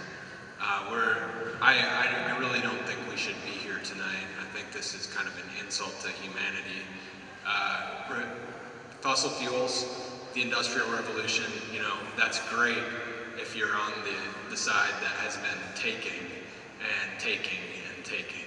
But if you're on the side that has been being taken from, I think the story is very different, and I think we need to look at that story and really be honest about the effects of what has been happening with industrialization on the planet. So we have 7 billion people on the planet now. It's completely unsustainable. In the future, now we're depending on a fossil fuel infrastructure that's killing the planet. And it's so sad and it's so tragic. And to hear these young children here on stage, I don't know how anybody couldn't be affected. And what I hope is that this is the last time that anybody ever has to come to a meeting like this and say, come on, I mean, this is outrageous. This is utterly just beyond belief. And there are so many people in the world today who are suffering, and it doesn't need to be that way. It's been that way because of the speculative, predatory economic system. These coal companies have purchased our political system, and it's enough. And it needs to change. Why can't it change now? Thanks. Thank you. 1218. Thank you. My name is Jim Dawson. I come here today from Spokane, and I'm here to speak as both a parent and a small business owner, and to talk about both the priceless and the practical potential impacts of this proposal. I want to start with the priceless. I just moved from Spokane to Spokane from Olympia, where I created most of my priceless memories with my daughter playing on the beaches of the South Sound. And when we think about the impacts of this proposal, we will be implicit in taking away the opportunity for her to create those same priceless memories with her unborn kids. And I think that is something that's hard to measure, but important to remember, as well as the glaciers that we love to look at here with Mount Rainier that could easily, and we will be accelerating the process of them disappearing with these coal export terminals. The practical is I own a small business, property management business, where I restore homes and turn them into non-toxic and safe properties for families to live in. And I'm looking at investing in properties in Spokane right now. And where I live about a half mile from the train tracks. And when a heavy train comes through, the upstairs of my house shakes. So there's a huge difference between heavy train traffic and regular train traffic. And when I'm looking at purchasing property in Spokane, I expect that if these proposals happen, go through, that the property values of houses in the area nearby these train tracks will go down. And so we have to look at the jobs that are created and the jobs that are lost, and the revenue that's created and the revenue that will be lost from decreased property values within all these communities along the train tracks. And I hope you look at all these things. Our kids deserve it. Our community deserves it. And my heart goes out to the building trades workers. I hire unemployed construction workers in my job, in my business, but we can do better. Thank you, sir. 1250. Good evening. Thank you for letting us speak tonight, and thank you for bearing with us. My name is Ryan Rittenhouse. I work for Friends of the Columbia Gorge, and I live in Portland. Friends of the Columbia Gorge is very concerned with the impacts this will have on the gorge, the impacts that the coal trains are already having on the gorge. There are already 3 to 4 of these coal trains going through every day, and they are dumping coal into the Columbia River and into these communities. People are breathing this in, and if we allow these export facilities to be built, it will increase that by a factor of 4, 5, or 6. And we are already very concerned and are suing the railroad companies because of violations of the Clean Water Act. So please consider that. Also, when you are looking at this scope and you're hearing all these people say, please just look at the facility, don't look at the broader scale. Well, if I go through customs officials are going to care what I'm carrying on me. I can't just carry anything I want with me. If I'm carrying drugs or firearms, they're not going to let me on with that, let me through customs. So you can't just let anybody transport whatever they want. You need to consider what it is they're transporting and what the impacts of that are going to be. And the impacts of this coal are going to be far more destructive than anything I could carry on my person through customs. So please make sure that this scope looks at all of those factors. Also, you've heard a lot about jobs. Well, jobs are very important. I care about jobs, but you are the Department of Ecology, not the Department of Economy, and you need to look at the environment first, not jobs. If you do look at jobs, please look at all of them, not just the jobs that are going to be harmed by this project, but the jobs that will be supplanted by this project, the clean energy jobs, all of which would give more jobs than any fossil fuel company ever would. Also, finally, there is one thing that's mentioned by the opposition in terms of environmental impact. They keep talking about how this is a brownfield site that's going to be somehow rehabilitated. Well, I'm sorry, but you don't rehabilitate a brown site by dumping hundreds of millions of tons of coal on it. That's like saying we're going to cure your asthma by giving you cancer, or we're going to solve the mold problem in your house by burning it down. It doesn't make any sense. Thank you very much. Thank you, sir. 1307.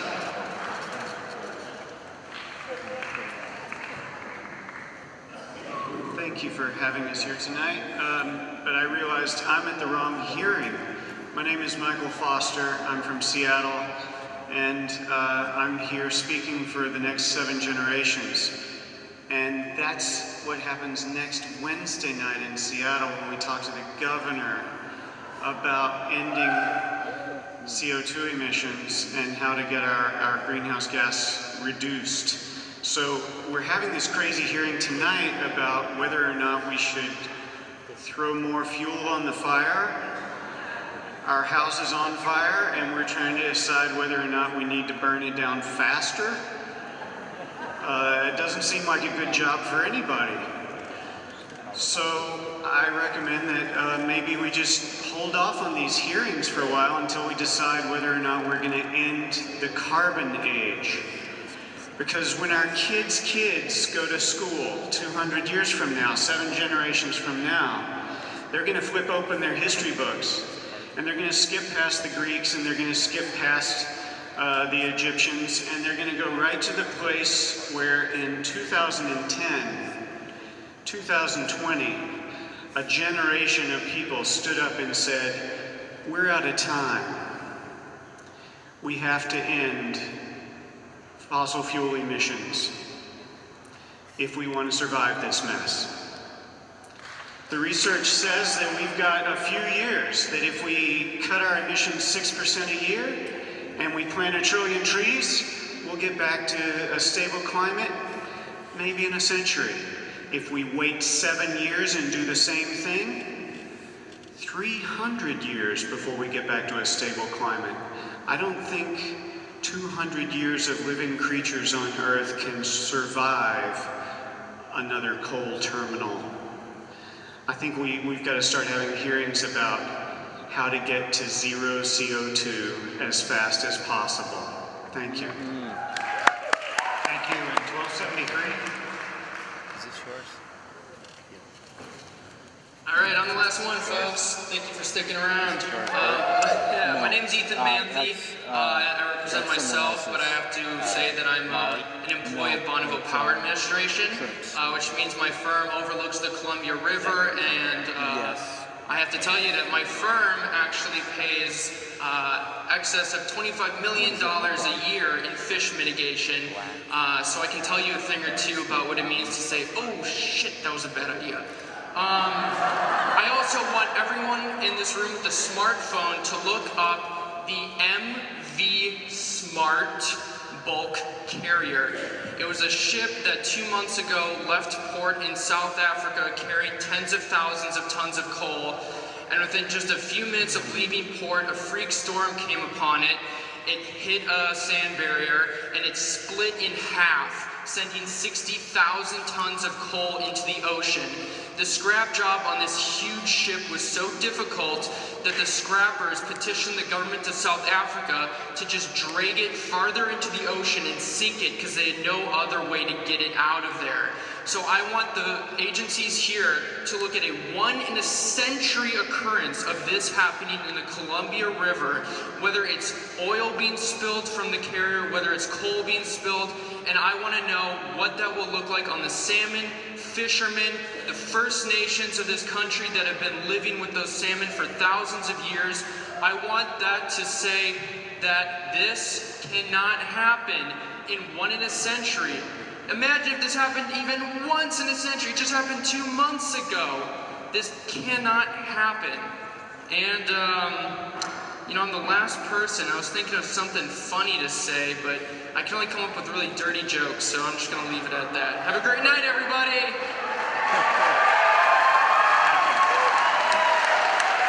Well, I ran us 4 minutes over, and I apologize for that. On behalf of the Department of Ecology, Cowlitz County, and the U.S. Army Corps of Engineers, we thank you for your participation. If you want to give yourselves another big round of applause, this would probably be a good time to do it. I want to thank my phenomenal event host team. They did a great job in all 5 of these meetings, and I hope you felt as though this was a fair and equitable evening and unintimidated.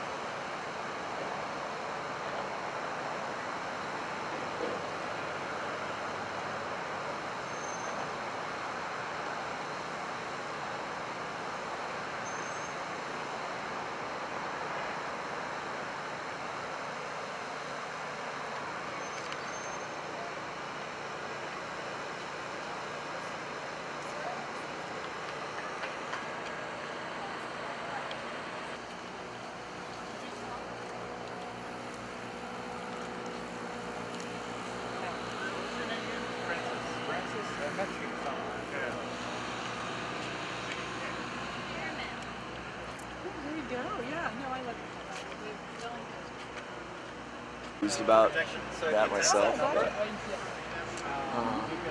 This looks great. The moon up there.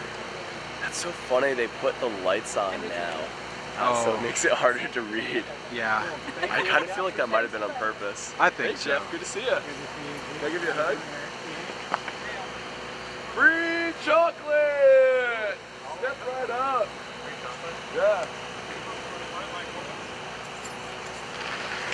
Come get chocolate ties. There's chocolate. What would be most helpful?